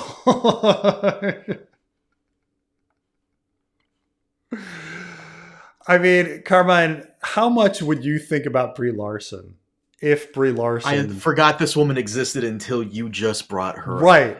If it weren't for grifters like hating Brie Larson, would you have ever remembered that Brie Larson existed? No. And you know what really put her on the map for the hate is what she said about one of her movies. She did a movie where um fuck, I forgot the name of the movie. That's how forgettable it was. But there And was she was being like a deadpan sarcastic in the whatever, the Esquire interview or whatever. where she said like white men don't need to watch this film or something like that. It was like that was the interview, and that's what put her on the map for hate. But what it Who really cares? comes down to is that grifters, when they complain about Brie Larson or this new chick that played Snow White, again I forget her name because it's such a nothing, is they're tapping into this incel hate Oh yeah, and jealousy of the pretty girl in high school that you wanted to with, but you never had the courage to ask her out, or you knew that she would never go with you because you don't know how to fucking wash your ass. Like yeah, it ultimately comes down to that hate that one pretty blonde that you always had a crush on would never look at you, and instead of looking inwards and seeing that you're the problem, that she would never look at you because you don't know how to wash your fucking ass and your body, and you don't shave your Bin Laden beard. It's really them. That's where it really comes from. That's where the hate comes from, and that's how these right. people get their audience. It's that hate of never having a life in high school and growing up to be a fucking loser that does nothing with their life. And here we are. Yeah, It really all comes down to that. It really does. Because why else give this woman hate? Who cares? Who fucking cares? I don't know. I don't know, and I don't know why. Like there's a certain obsession with like certain movies. Like why? Like Snow White and the Seven Dwarfs. Okay, that's a movie that no grown Movie for man should be children. seeing who doesn't have children, right? Like, so like True. no one should care. Um, I mean, people shouldn't really care about Captain Marvel either. Like that was a movie for little girls, you know. Um, but they're pretending like this is like stuff they're somehow forced to watch. Like someone's sitting them down, prying their eyes open and forcing them to like watch Snow White and the Seven Dwarves. Um, yeah, I don't know.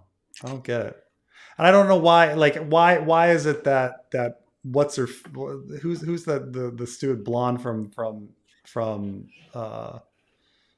um, Stephanie Sweeney? Like, why does she become like Sydney Sweeney. Cindy? Whatever. Who cares? Again, like they are replaceable blondes. Okay, these are replaceable Do you know? blondes. Do you know why Sydney Sweeney gets the pass? Is because Sydney Sweeney is not saying anything controversial. Sydney Sweeney is the safe option. Also, Sydney Sweeney, I gotta give her so much respect, and everyone else does because she understands the game. She understands that now it's her time.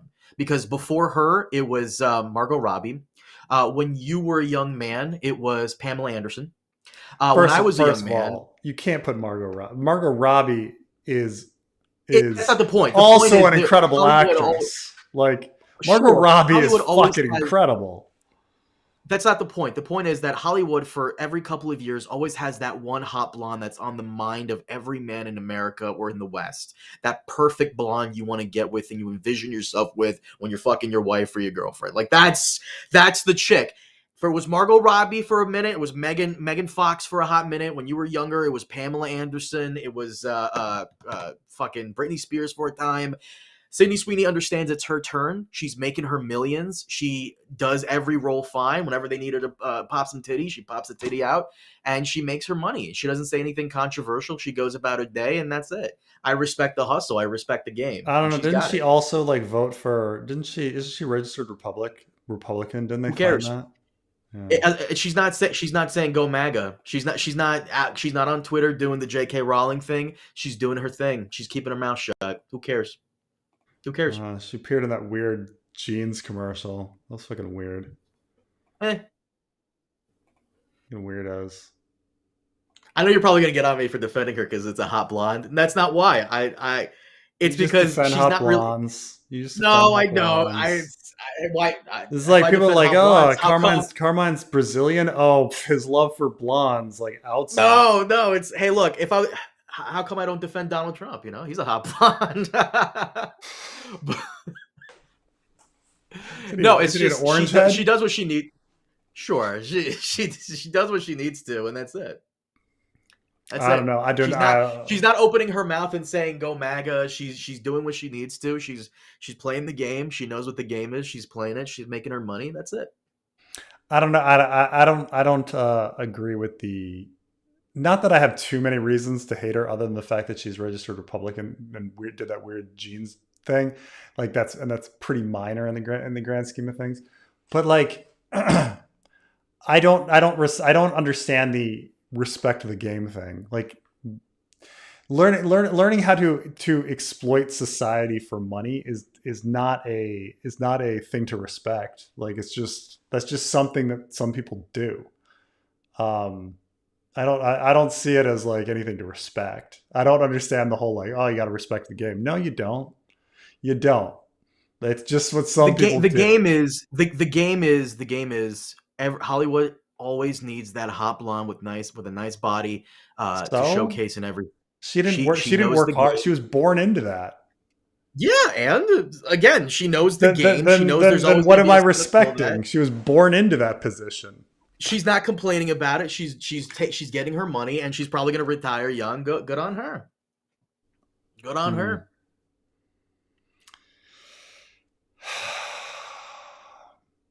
Mm, mm. Oh, this guy here goes, the game's literally capitalism, isn't it? Always has been. Always has been. Yep, that's right. That's the game. Can't wait until she starts a wellness company. Anyway, her 15, like, look, there's, I think her 15 minutes are probably up anyway. You know whose 15 minutes of fame were up, and thank God it is? The Hawk Tuah girl. I'll give it to you to the Hawk Tuah girl. You remember the Hawk Tuah girl? Yeah, she did her meme coin and then crashed out, right? There you go. Yeah. Yeah, the thing is that like the here's the thing about the so-called like triggering the libs thing is that even when the libs aren't triggered, a fake story about the libs being triggered will come out anyway. And so it's like it doesn't matter one way or the other. Like whether somebody's triggered or not. It's just it'll just happen. And also, like, you're talking about millions of people in America and like millions of people on Twitter. You're going to find some idiot who's going to tweet angry about everything. And so you can always like use that as the example. Oh my God, are melting down. Like you can create whatever narrative you want on anything. I don't think most people really cared about like this jeans ad. I literally never saw it. I never saw it. I never saw it air. So how can people be melting down about it? Because like, where would it air? Was it on TV? I don't know. I don't watch TV. I stream, right? Same. Like who was melting down? Where did this come from? You know, like who saw this and then was enraged and then went to Twitter and went, "Duh, duh, duh, duh, duh, duh." Or was it all fucking fabricated crap? You know, like I would not like it would not surprise me if like the company themselves like pretended to be like angry in order to like put out fake tweets to pretend to be angry to like create something like that, you know. But honestly, like where did it air? You know, like but Well, at this point, everything triggers everybody. You know, for example, I'm gonna go after the stream. I'm gonna go brush my teeth. That's gonna totally trigger the MAGA guys. You know, get it? Because they all have gingivitis. right. Triggered. Triggered. Everybody's triggered. I'm gonna go to bed and not have sex with my sister because incest is gross. Triggering the MAGAs. That's why I say the Preston had a problem with it. I mean, I just kind of put it as like a a small thing. Like it's just, you know, but again, like say it was fabricated. She's part of that fabricated machine, right? She is attempting to create that fabrication. Like she's in on it.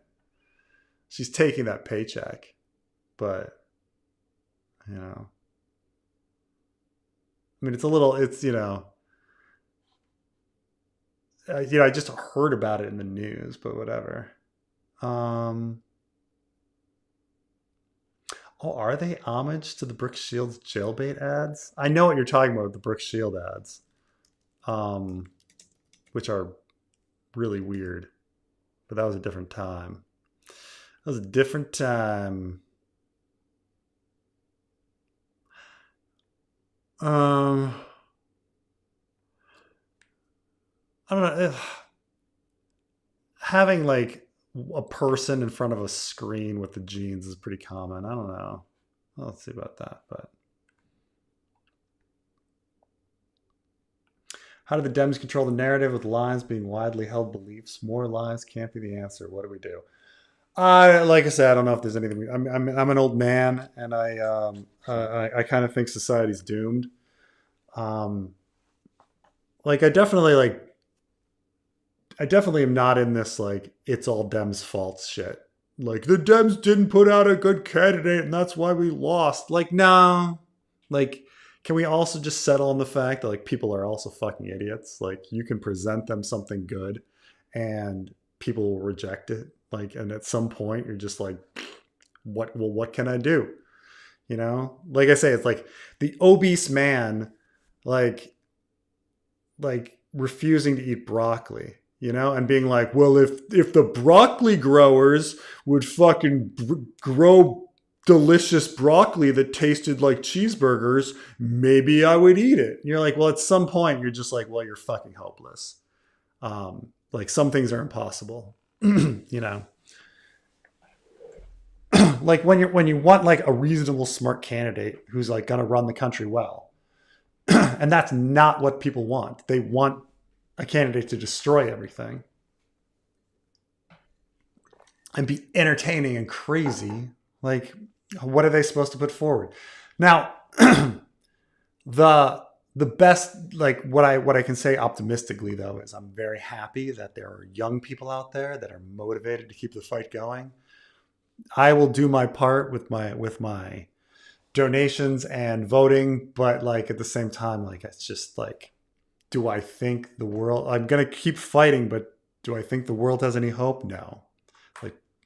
Like right wingers and America is just they're fucking idiots, and I don't think there's much hope for America. But what are you gonna do? What are you gonna do? Well, you're gonna keep voting and keep fighting, and but that's it. Um, I wish I had the answer. I wish I had the answer on how to fight the lies, but you just can't. I've seen it my whole fucking life. Every fucking election, H.W. Bush like pushing flag burning as the issue against Michael Dukakis. Like, oh God, everybody being like, oh, Al Gore was too arrogant. He thinks he invented the internet. Swift boating John Kerry, like claiming he wasn't a war hero. Hillary's emails, fucking what? Like Kamala was a genocider who didn't work at McDonald's. Like, Jesus Christ. Like, what do you fucking, I wish there was a fucking solution. I don't know. Carmine, do you have a solution?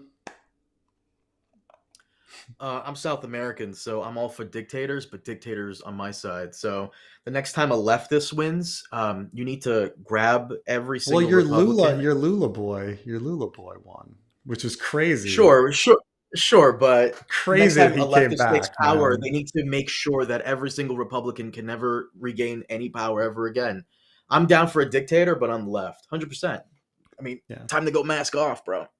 Time to go mask off, bro. Come on. I don't know about that, but we'll. I'm not ready to say I'd like a dictator. I know that right wingers want a dictator, but I'm telling you, everybody wants a dictator. I'm telling you. No. But yeah. But who knows? My big thing is just like stop the circular firing squad. Stop criticizing left-wing politicians so much. Start criticizing the right-wing politicians. They're the ones actually doing the evil. Or support left-wing media because all of it's right-wing these days. All of it, which is crazy. No, we understand that Lula's no dictator. We just thought it's crazy that he comes back with like 3 terms and like that he come back so many years later. I would say that there's like the just in a general sense that like democracies should get sick of people and move on from them. And I was just surprised that Brazil brought Lula back. Just like I'm surprised that America reelected Trump after we'd gotten rid of him. And just like I am just like hold my head in my hands that like Israel cannot fucking get rid of Netanyahu. Like you're just like, oh my God, like what are you fucking doing, guys?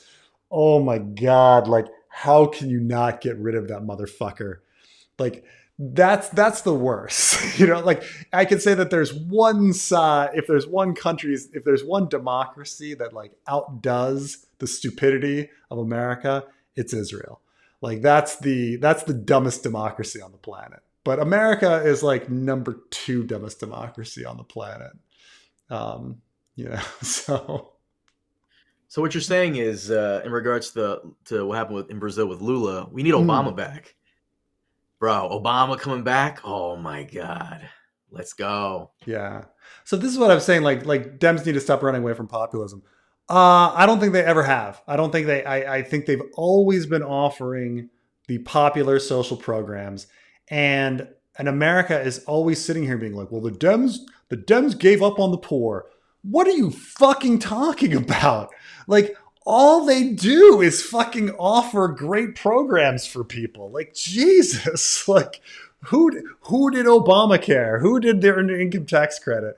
Who did the fucking New Deal? Who did the Civil Rights Act? Like, who did the Infrastructure Structure Act? Who is advocating for Medicare for all? Like, that's all the fucking Dems do. And what do the Republicans do? The Republicans like literally want tax cuts for like billionaires, and then talk about cutting Social Security, cutting off Medicare, cutting off Medicaid, cutting off Obamacare. They talk about cuts to the populace, and then their people are like, "Sounds great. I kill me." Like, honestly, like, let's take fluoride out of the water. Like, oh my god, like it's amazing to me that like that there's such criticism of Democrats for claiming that they're not winning over voters when Republicans do the most they can to fucking alienate their voters, and it just works. It's a hard thing. It's like two guys at a bar, and one guy is interesting and nice and is trying to chat up somebody, and the other guy comes in and like shits in his hand and smacks it in the girl's face, and she's like, ooh, like that's what it feels like.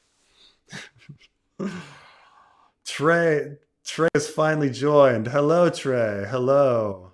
Earlier, but I got locked out of the house. Somebody came in while I was away and locked all the doors. And I was like, oh, shoot. I was just about to sign off pretty soon. Oh, shoot. Carmine had sorry. No.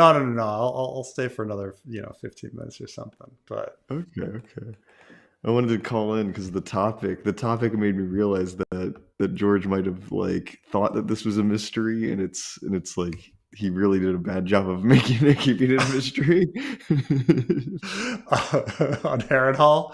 I mean, not on Summerhall. Yeah. On Summerhall, yeah. I think he that's what I'm kind of realizing is George thinks he's like more secretive than he is, like maybe he like thought it was like, yes.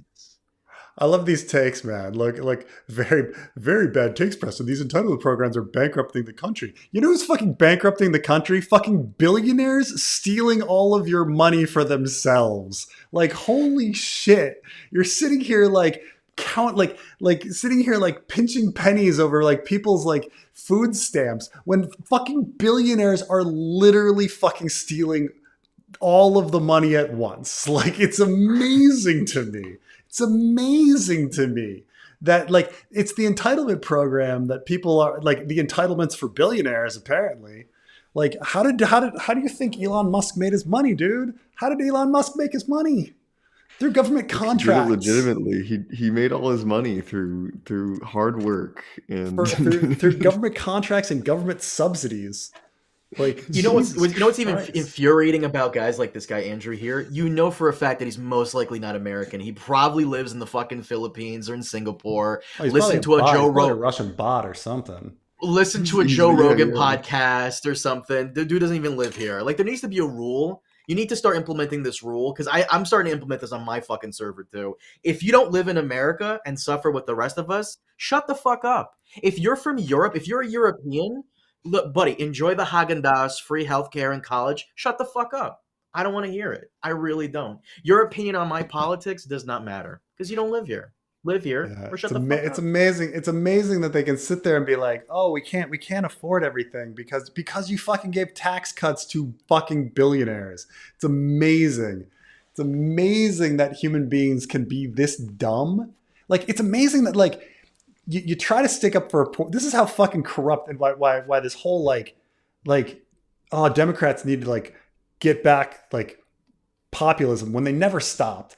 But like it's the fact that like you go online and you say, hey, billionaires should be taxed, and fucking the crazies come out of the woodwork trying to defend billionaires. And if you try to say like, hey, maybe like homeless people should have better health, like better like healthcare and mental health care to get them off the streets, like everyone will be like, how dare you want us to spend money on a homeless guy? Why can't we just give all of our money to billionaires? Like, Jesus Christ. Like, it's amazing. It's amazing how dumb people can be. Like how they can come in and just be like, and defend the millionaires and billionaires and just like throw all of the poor people and be like, they're the problem of the poor people. It's like, oh, really? It's amazing. Look, what if I'm rich someday? That's what they think. What if I'm rich someday? Then it'll affect me. The billionaires were raiding the treasury under Democratic administrations. It's not like this is a novel experience. I'm sorry, the tax cuts were all under the Republicans. You're just wrong, Pillow Man. Like, tax cut under Trump 2, tax cut under Trump 1, two tax cuts under Bush 2. Clinton raised taxes, and I will grant H.W. Bush raised taxes as well. Reagan lowered them and raised them back. It was kind of a wash. But like in recent history, if we're talking like from like the 1995 post, if we're going the past 30 years, sorry, it's Republicans. Like, the only thing Republicans believe in is tax cuts for the super wealthy. So this idea that billionaires are raiding the treasury under Democratic administrations, I don't know what you're talking about, man. But whatever. Preston, calm down. It's been a very tough time for billionaires lately. They almost got outed with the Epstein files. Oh my God. A billionaire can't even see Kyle twice at an inauguration without people thinking that he's a Nazi. And you know, poor guys, he can't even sell his shitty like cars anymore, his shitty trucks. You know, Trey, So you weren't here sad. for it, but a couple streams ago, there was this guy from New Zealand trying to tell Preston, like, yeah, Trump is really good for your country. Like, come on, guys, what are you guys doing? Bro, you're in New Zealand. Fuck Shut up. the fuck up. New Zealander tells fuck him up. that? This is Yes. true. Trump raised taxes on poor with tariffs. That's true. That's true. In what way did this New Zealander think Trump was good for him? Like, in what So way? weird, 'cause, Like, right? Because they're idiots. even Because like they're people that fucking. are like, oh, the economy is gonna be so much better under Trump. No, didn't happen. Bullshit. It happens all the time too. Even with Game of Thrones, there was a Game of Thrones YouTuber, this woman Val. She's a Venezuelan immigrant living in Canada, and she's like, you know, I've been hesitating to say this, but you guys did a very good job electing Trump. Bitch, shut up. Get the fuck out of here. Like, get the fuck out of here. Who the What fuck are you? You're not world? even here. Yeah. These South Americans and their authoritarians, man. Fucking. Yeah. Maybe they're talking about the bailout, but at the same time, like, it turns out the bailout was actually paid back. You know, like the Obama, it was half Bush, half Obama. There was two things going on there, but like during the crash of 0809. But you know, it's so weird though. It's true that trust tariffs are the biggest tax raised in decades. Well, on poor people, but it's not that much. Actually, I think the revenue from tariffs is not significant compared to the revenue loss from the tax cuts. But Look, homie, honestly, like, Snap getting cut, and this Thanksgiving, a lot of people's the turkeys are going up in price. Good, fuck them. Elections have consequences, and most of these consequences will be felt by red states. Fuck them. Elections have consequences. Starve and a lot die. of Democrats endorse populist candidates. I mean, I don't know how much more populist like you want. Like the Democratic platform for literally the past 100 years has been public health care. Like that's the Democratic platform. I mean, they did eventually. I mean, they do. Like, Mamdani is the fucking Democratic nominee in New York City. Like, I don't know what you want. You know, Um, like what more do you want? Like what more do you There's want? there's some leftists that will never be happy with any candidate, and they're the I reason we know. I'm we like, fail. it's funny because I'm sitting here on one hand, like these like right wingers come in and they're like, these entitlement programs are killing us, and it's like and somehow they're like, you have not offered enough entitlement programs, even though that's what they're fucking offering them. I mean, Democrats offer more entitlement programs than are actually politically possible. Like that's like things they will never get the votes for. That's what they offer. You still in New York, But Trey? I am still in New York. Yeah, yeah. I'm gonna be here for I'm another Dobby. week. Go vote for him before you leave. I can't vote for him. I don't live here. has there Oh, anyone been stop more it. populist than Obama? Well, FDR, probably Lyndon Johnson. But I mean, there's different times. But yeah, but definitely Lyndon Johnson and fucking FDR. But yeah. I mean, These New Yorkers though with Mamdani, they're crazy. Yeah, if the city's going to be, I'm assuming it's going to be crazy on Tuesday. It's going to be people like going to be like drunk with it if he wins. I think he's favored. yeah, he should. I mean, I think the big thing is like how the media spins things, like Yeah, because that'll affect the shutdown. Like if it's a big win in Virginia and a big win in New Jersey and a big win from Mamdani in New York, that sends the message that like this is the where the country is right now, and then I don't know, man. Like what works in all these places won't necessarily work everywhere. What works in New York City won't work necessarily in North Carolina or Kansas, for that matter. So I don't know. I feel like right. Mamdani is special for New York City specifically, but for North Carolina or South Carolina, I don't know about that. LBJ was based on a domestic level. Like you put Vietnam aside, on a domestic level, LBJ was fucking incredible. I mean, he got the Civil Yeah, Rights yeah. Act passed. I mean, that guy rocked. But yeah, I'm not a right winger, to be clear. I only voted for Trump once. Then I don't understand like what like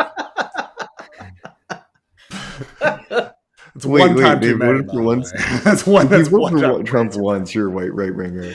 All right, you're stupid.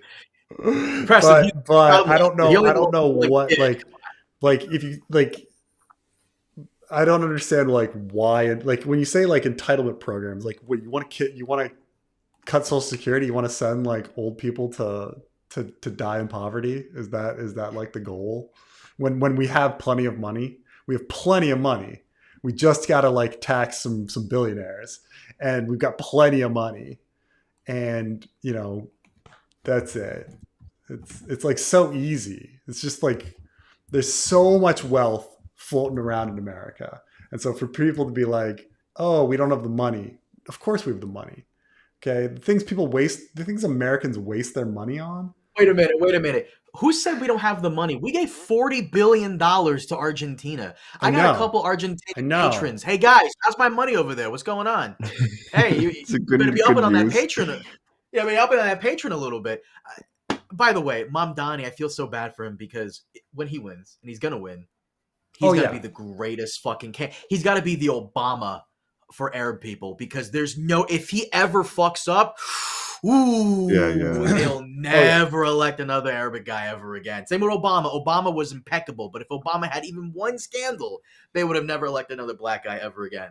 That was just never Yeah. gonna happen ever. And this is kind of the problem with like Mamdani. Mamdani is insanely charismatic and intelligent. But yeah, can he live up to the hype? No, of course he can't. And New Yorkers are also the type to like hate on everyone. Like, Mm. Yeah, but yeah. um Like that's the thing is I don't think I could ever like see the country vote like America, America at large voting for president like Mamdani. Like I just think America's too racist, xenophobic, like that kind of stuff. Like Oh it yeah, just would absolutely. But never also, I work. mean, he wasn't a natural born citizen, so it's not like he can go. I mean, he can Oh, go to Congress after that, but did not know that. I assumed he was like that's people I talk to. They're like he should be president and everything, and then oh, they I don't take mean, into yeah, account. but he's not a natural born citizen, so There you yeah. go. No, he was born in Uganda. Uganda, right? Yeah, yeah. Yeah, he's part of the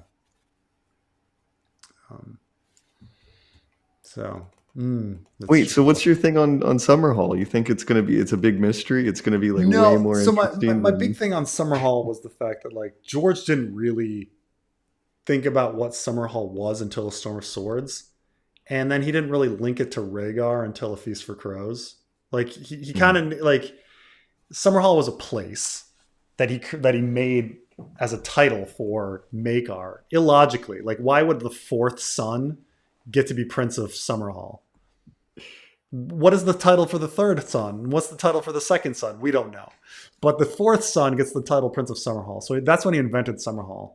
And then he proceeds to not mention it in Clash of Kings. And then he mentions it a fucking bazillion times in a Clash of Kings, in a Storm of Swords, Summerhall, and about this big tragedy there. So it's very clear that like, and there's no mystery to it. Like they flat up say like, oh, this whole like waking dragons from stone thing. Did we learn nothing from Summerhall? You're like, oh shit, they're trying to fulfill prophecy and like hatch dragon eggs. Like that's very clearly from the beginning.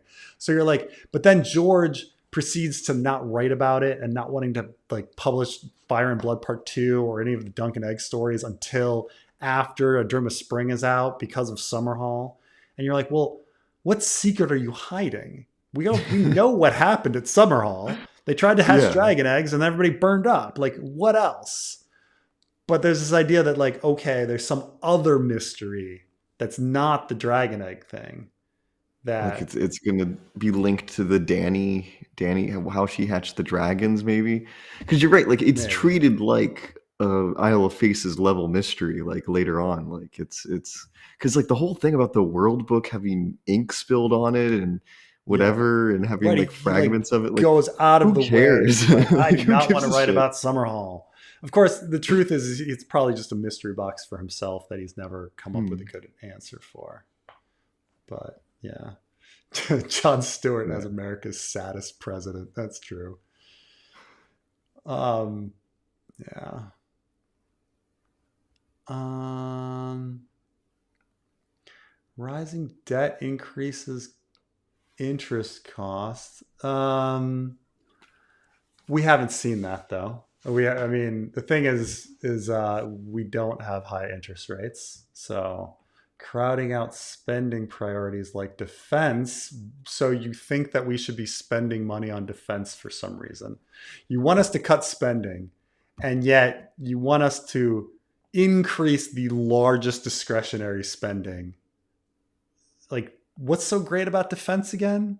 Like defense, by the way, the Defense Department is, by the way, and I've said this many times, the biggest, like a huge entitlement program. Okay, like it's mostly, salaries, housing, free food, free medical, benefits for to do what? To do jobs that wouldn't exist otherwise. The government's just creating socialist jobs.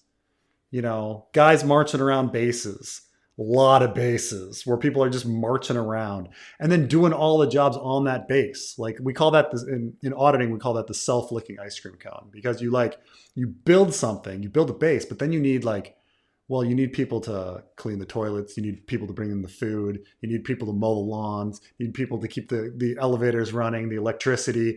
But then you need more protection for those people, and you need more security for those people. So then the facility grows. But now that the facility grows, you need more people for cleaning the toilets and getting the elevators working. And it becomes this, we call this the self-licking ice cream cone. It exists for the Hmm. sake of existing. Like, that's the Department of Defense. Like, why should I be sitting there being like, you know what? We need to starve old people so we can spend more on defense. Like, why? You know? Why? Um, Infrastructure, education, I'm all for these things, but high borrowing costs. We have incredibly low borrowing costs. Like the borrowing costs, if you're going on borrowing costs, They're incredibly low.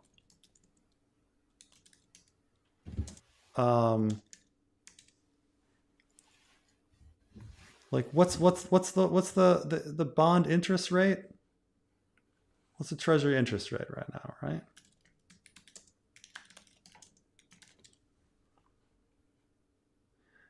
The treasury interest rate is 3.7%. 3.7%. Oh my God. Do you know how low that is historically? Like if you're going for like borrowing rates, like that is not a very good, like, that is not a very good argument. Like, oh man, if only we could have like, even lower bar, like interest rates. Oh, geez. Here,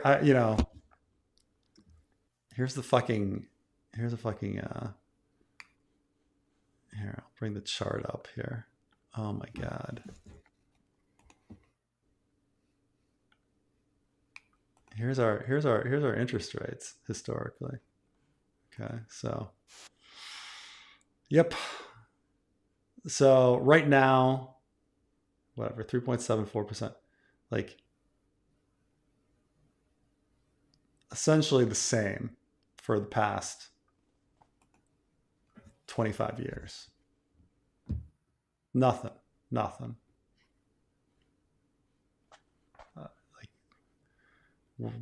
This is, if this is the argument for like throwing old people into poverty, and kicking people off of medical insurance, like that's a pretty piss poor fucking reason, man. Fucking piss poor reason. Just fucking raise taxes. Like, just fucking raise taxes. Like, that's all I'm saying. Raise taxes on rich people. That's it. By the way, Trey, real quick, do you notice how maybe Preston's noticed this too? You know how Mamdani always has to smile constantly? He always has this like smile painted on him. I feel so bad for him. He has to have that smile. Otherwise he gets painted as that like that angry minority guy. I feel so bad for him. It's you know what I'm talking about, right, Trey? Become politicians. I don't envy them because it's a hard to keep up the facade. You have to be like, because if you get one video of you doing something, then you're screwed. Wearing a tan suit, yeah. Wearing a tan suit, yeah, exactly. Great you don't know what Aleppo is. You don't know what Aleppo is. It's gonna haunt you for Aleppo. I forgot about that. Holy shit. What the Aleppo was the that was Gary Gary, Johnson, yeah, the libertarian guy. And what is Aleppo?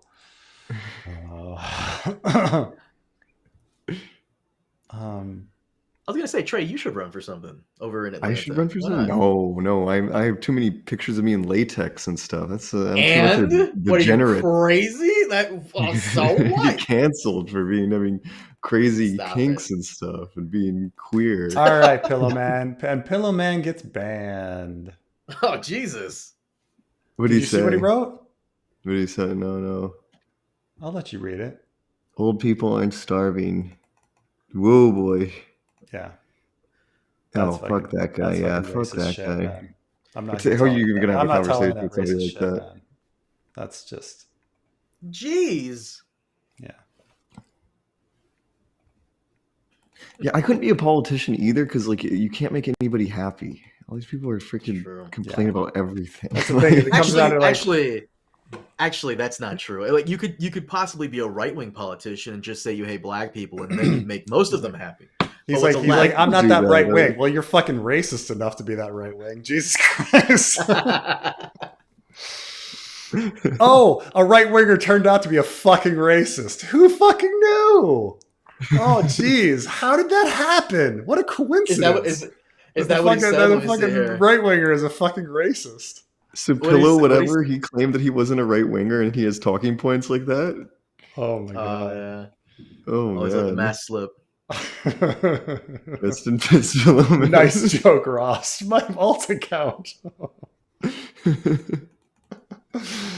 Oh my gosh, that is always the interesting thing that happens on your streams. Is like there's a person that claims to not be right wing, and then they're totally they're like the most clearly right wing fucking right-wing. person. Like, why is Anyone it a that's like, common I'm not thing? even a right winger, and then they put forward some argument that's clearly a fucking right wing talking point, and you're like, oh my god.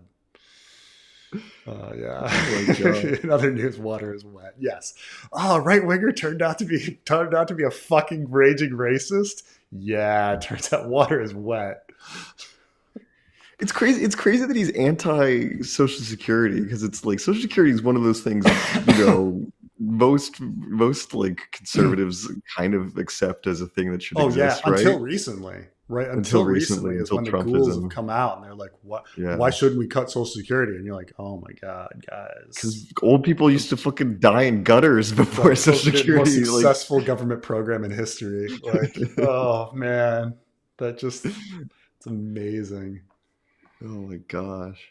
Yeah, it's crazy. It's crazy what's happened with, like, I don't know, being kind. Like kindness is like anti-conservative at this point. Like, that's so crazy how that's happened over the course of my life.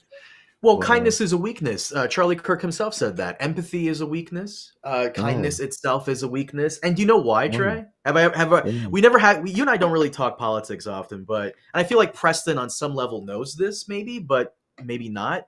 The reason to Republicans and conservatives and these far right guys that empathy and kindness is a weakness is because once you're empathetic towards someone's plight, you want to start to change the system to make sure no one is suffering. No, you can't do that. Like, this, just no. Like, to change the system means that billionaires get taxed, millionaires get taxed. We can't have that. No, got to keep the status quo. Got to keep everyone down.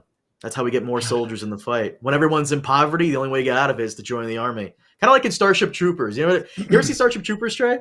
Oh yeah, I know Starship Troopers. Love Starship Troopers, but the only way to really advance in life in Starship Troopers is to become a citizen. How do you become a citizen? You gotta serve.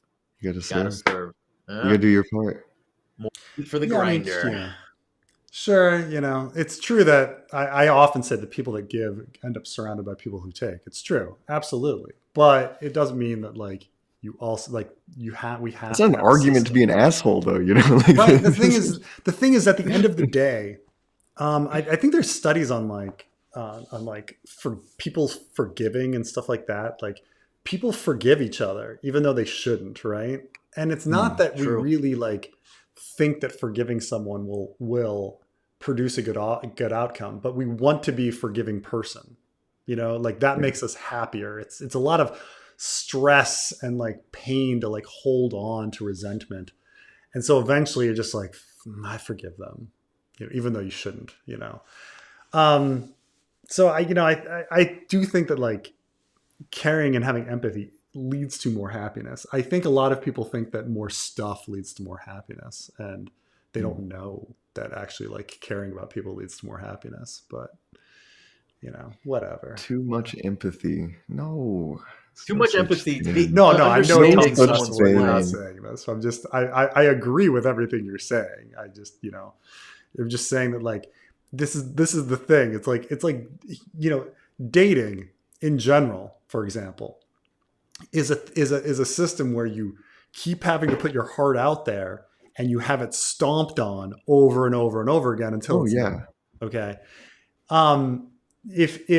If you never do that, if you're never like empathetic and you never put out your heart and are honest with people and like share your feelings, you never get that happiness or benefit in the end. So like, there's a lot of pain in being a giving, empathetic, nice person. There's a lot of it, a lot of getting burned, sure, but you're going to be a lot happier than being a fucking sociopath, like like money grubbing kind of person. Like, the thing is, like, look at a picture of fucking Elon. Do you think Elon Musk is happy? No. There's that one video.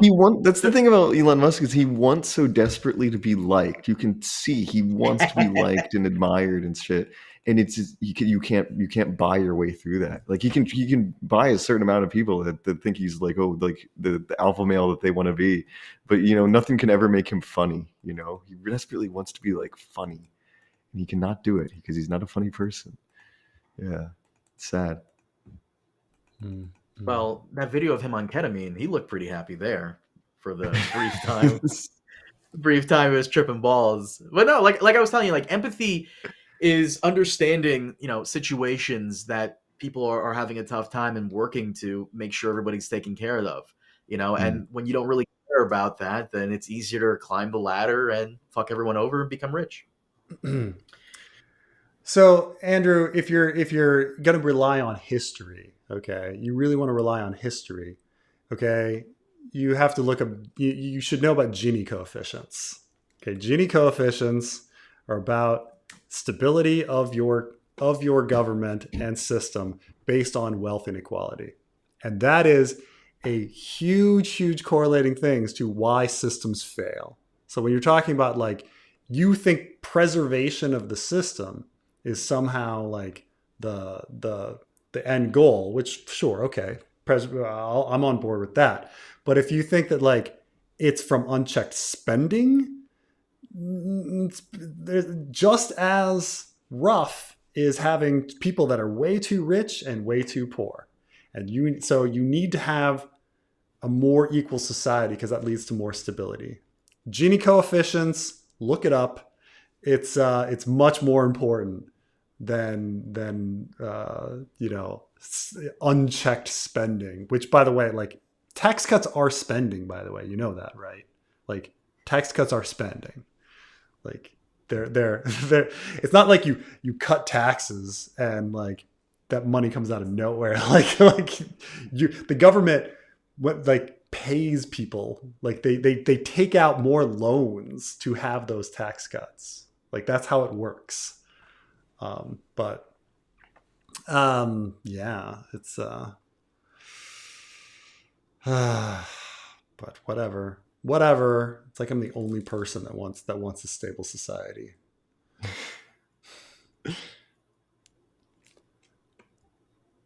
Rhaegar Rhaella not being killed, eggs went boom. I mean, it needed their blood. Like that's the whole thing. Like the reason the fire got out of control and everything was that Dunk was like, "Holy shit, you're gonna sacrifice Rayla like and kill her." I'm not into that. Like I'm sorry, Egg. I love you. I've been with you my entire life, but I'm not gonna kill this woman. And he like gets her out of there, and then the spell goes crazy and everyone burns up. Is that the idea?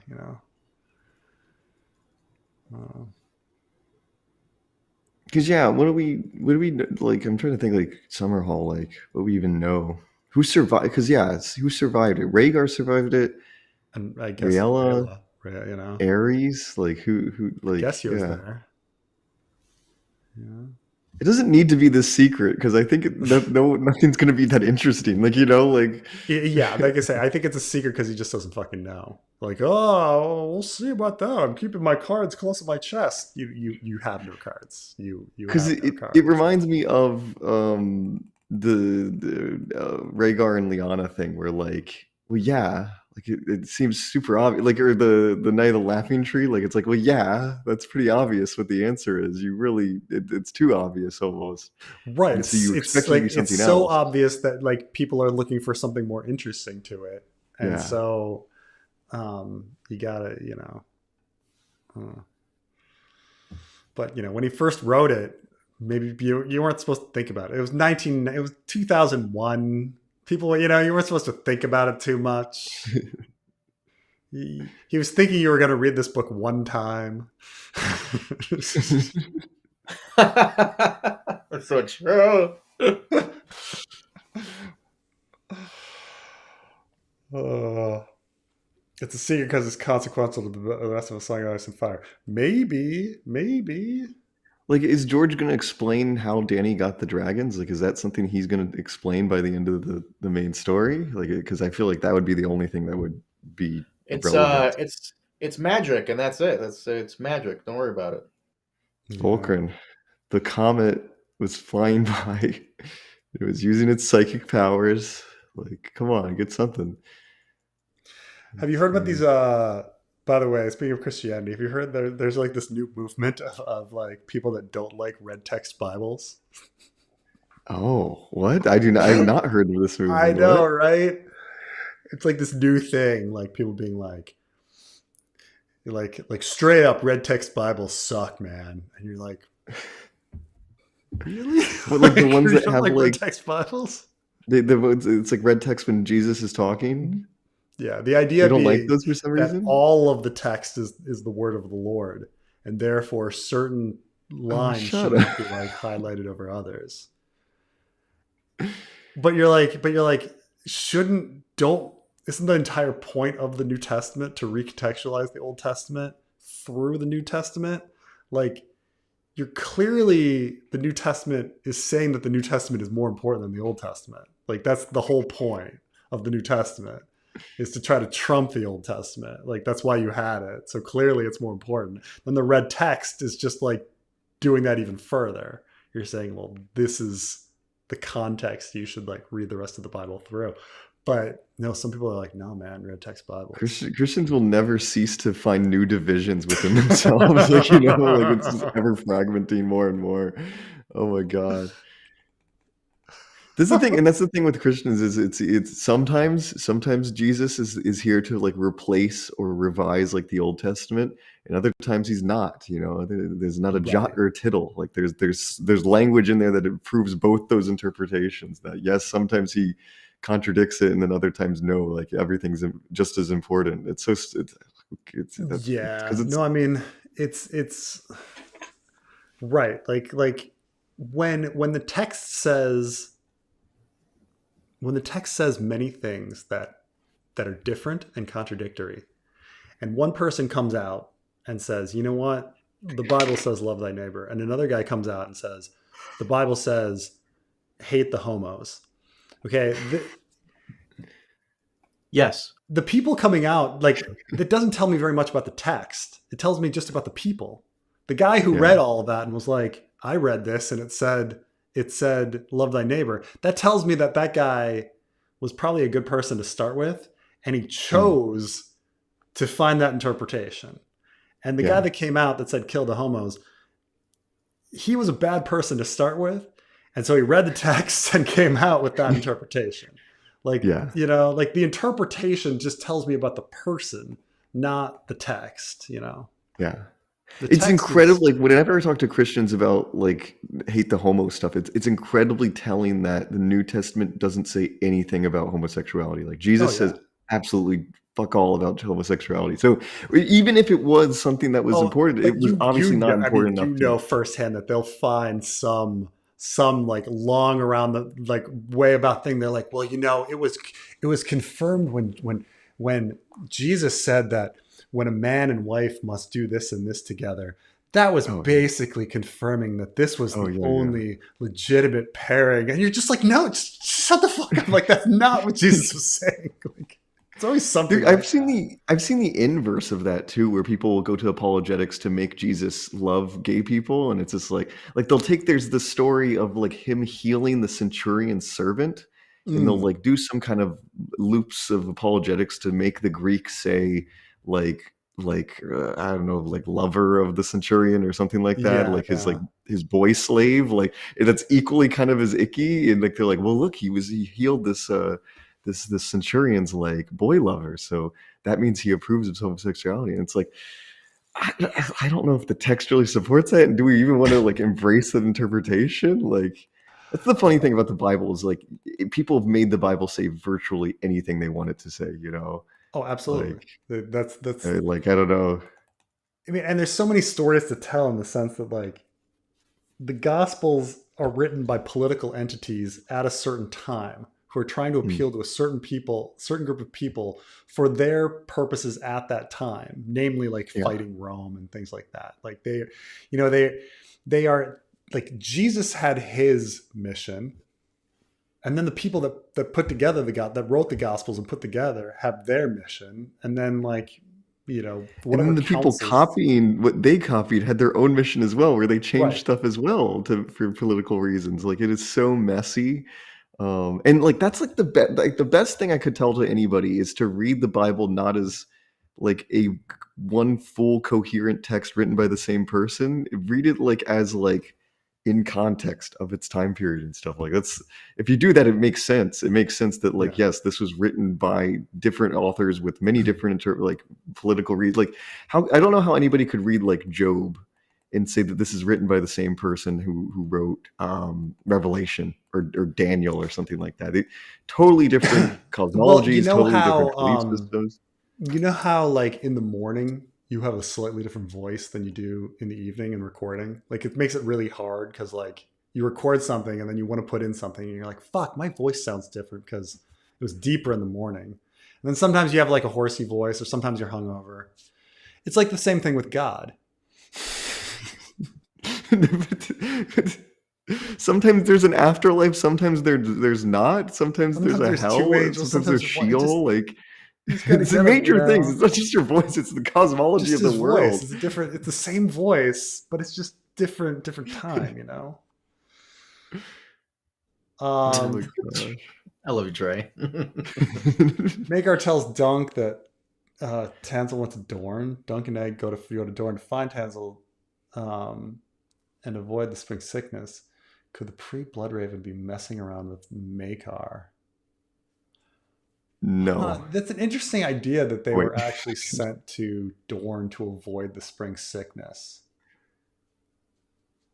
Oh, like intention, like he knew that the spring sickness was going to happen before it happened, right? Or that Bloodraven was the. I mean, the people in the Sword like claim that Bloodraven caused the spring sickness.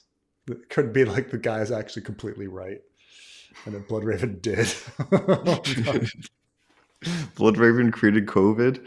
He like had the pangolins. Oh my god!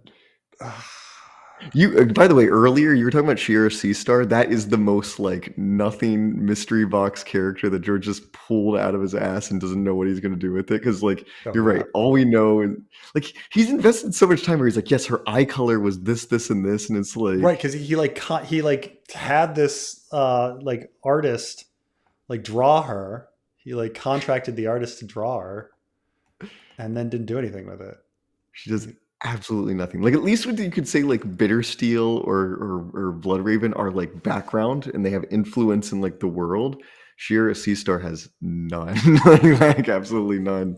Like besides being like an object of their affection, I guess is her like, right. So the Bloodraven Bittersteel rivalry that like he just stole from Michael Moorcock and all of that. Yeah. Okay. But that's an interesting idea. That they went to Dorne. All right, Galatians. We got into the. Oh, it's pro-trans. See, you'll find Christians that'll argue this unironically. Like, I just don't understand. Well, the thing is, it's just like at some point, like it just, like I say, it just doesn't matter. Like morality doesn't come from, like there is no such thing as objective morality. Right. He's right. There is neither male nor female. For you are all one in Christ Jesus. Holy shit. Yeah. Pretty close. Nice. All right. There is neither Jew nor Greek. There is neither slave nor free. There is neither male nor female. For you are all one in Christ Jesus. Yeah, that's true. There you go. Got him. That's a pretty good quote. That's a pretty good quote. It's pretty good. That's a pretty good quote. Quote this sermon that's given to like these Gauls that settled in Turkey for some reason. The Galatians. It's so funny. Weird origins of all this. Is it Paul? Is Galatians like a letter from Paul? See, like that's the thing too. Yeah, it's an epistle from Paul. That's the thing too. Is like Paul's version of Christianity is just like utterly different than. By the way, I've been reading this book called Lamb. It's about it's about Biff, Jesus' childhood friend, and through it he's like constantly like he says something wise and they're like is that scripture? And he's like Dalmatians like 9:14 or something. He just like makes up a book, you know. Like, it's funny, you know. There's lines, you know, like they're like nobody's perfect. Well, there was this one guy, but we killed him. Hey, that's good. Ignore this and keep. You know what we should do? We should watch the Jesus Christ movie with Nicolas Cage. Which and do one's that? commentary on it. Okay, There's a movie where rapture Nicolas one? Cage is there's a movie where Nicolas Cage is Jesus Left Christ. We should fucking Behind. watch that together. Maybe Yeah. I'll bring my That's the boy thing. Bear, That's the the thing too. Is pastor. like the rapture lore, like people's clothes being left behind. Like all that was just like made up by somebody in like 1870 something. Like none of this. Like there's so much of the Bible that is just pop culture. Like so much of the Bible is Dante's Inferno and Paradise Lost, where people like assume that stuff's in the Bible, but no, it was made up by somebody in the 1500s or the. Oh yeah, It's yeah. like it's crazy how much like lore, Bible lore is just like like extra. Like it's like that's incorporated into canon. It's like Star Wars. It's like what? Being in the No. Middle East is also like ridiculous because they like have all of these historical spots that are just like in the fourth century, the Byzantines like got crazy into tourism, and a lot of people were like, "Dude, I'm going to the Holy Land to like fucking see these sites." And so all the like the local grifters are like, "Fuck, how do we make money?" And they're like, "That cave over there, that's Lot's cave." And people are like, "Oh, this is Lot's cave," and they're like, and so it like The it's cave where the million incest of these happens. fucking. And they're Oh like, my yeah, god! baby. Like this We is would the remember hill. this. Like this is the site that Jesus was born. This is the site that Mary died. This is the site that like that this and this happened at. This is where Jesus's baptism was. Like oh my god! It's just like every spot is like that, and you're like no, like it was not like like it was this that is ridiculous. Like but it was all for tourism. It was all just made up shit. You know. Oh my gosh. So you know, I mean, it's historical in the sense that they made it up like sometime in the fourth century, and we're like, "This is the spot." And you're like, "Ugh." The amount of people that still believe the Shroud of Turin is legit is crazy to me. Like I don't know if I brought this up, but like my Jesus beard video. I Like mean, the it's number of people that believe in the Bible is pretty crazy to me. But This is true. This is true. This is true. I You mean, know think what? about Noah's It's a very Ark. good Like the point. Shroud of Turin is so much more logical than Noah's Ark. You know. Look, there's a global flood. Where did the water go? Where did the water go? How'd they fit all the animals on there? You know. Where did they fit all the What animals about the on there? giants? Where did the giants go? What did the freshwater fish do? And the saltwater fish? There's all those things. Carpenter's son. What is Carmine sending me? What the fuck is this movie, Carmine? What is this? Bro, we're watching that together. All right, Download guys. it for us. I Yeah, I we go. definitely have to get to bed, so I'll talk to you guys soon. Bye, everyone. Bye. Thanks, everyone, for stopping by.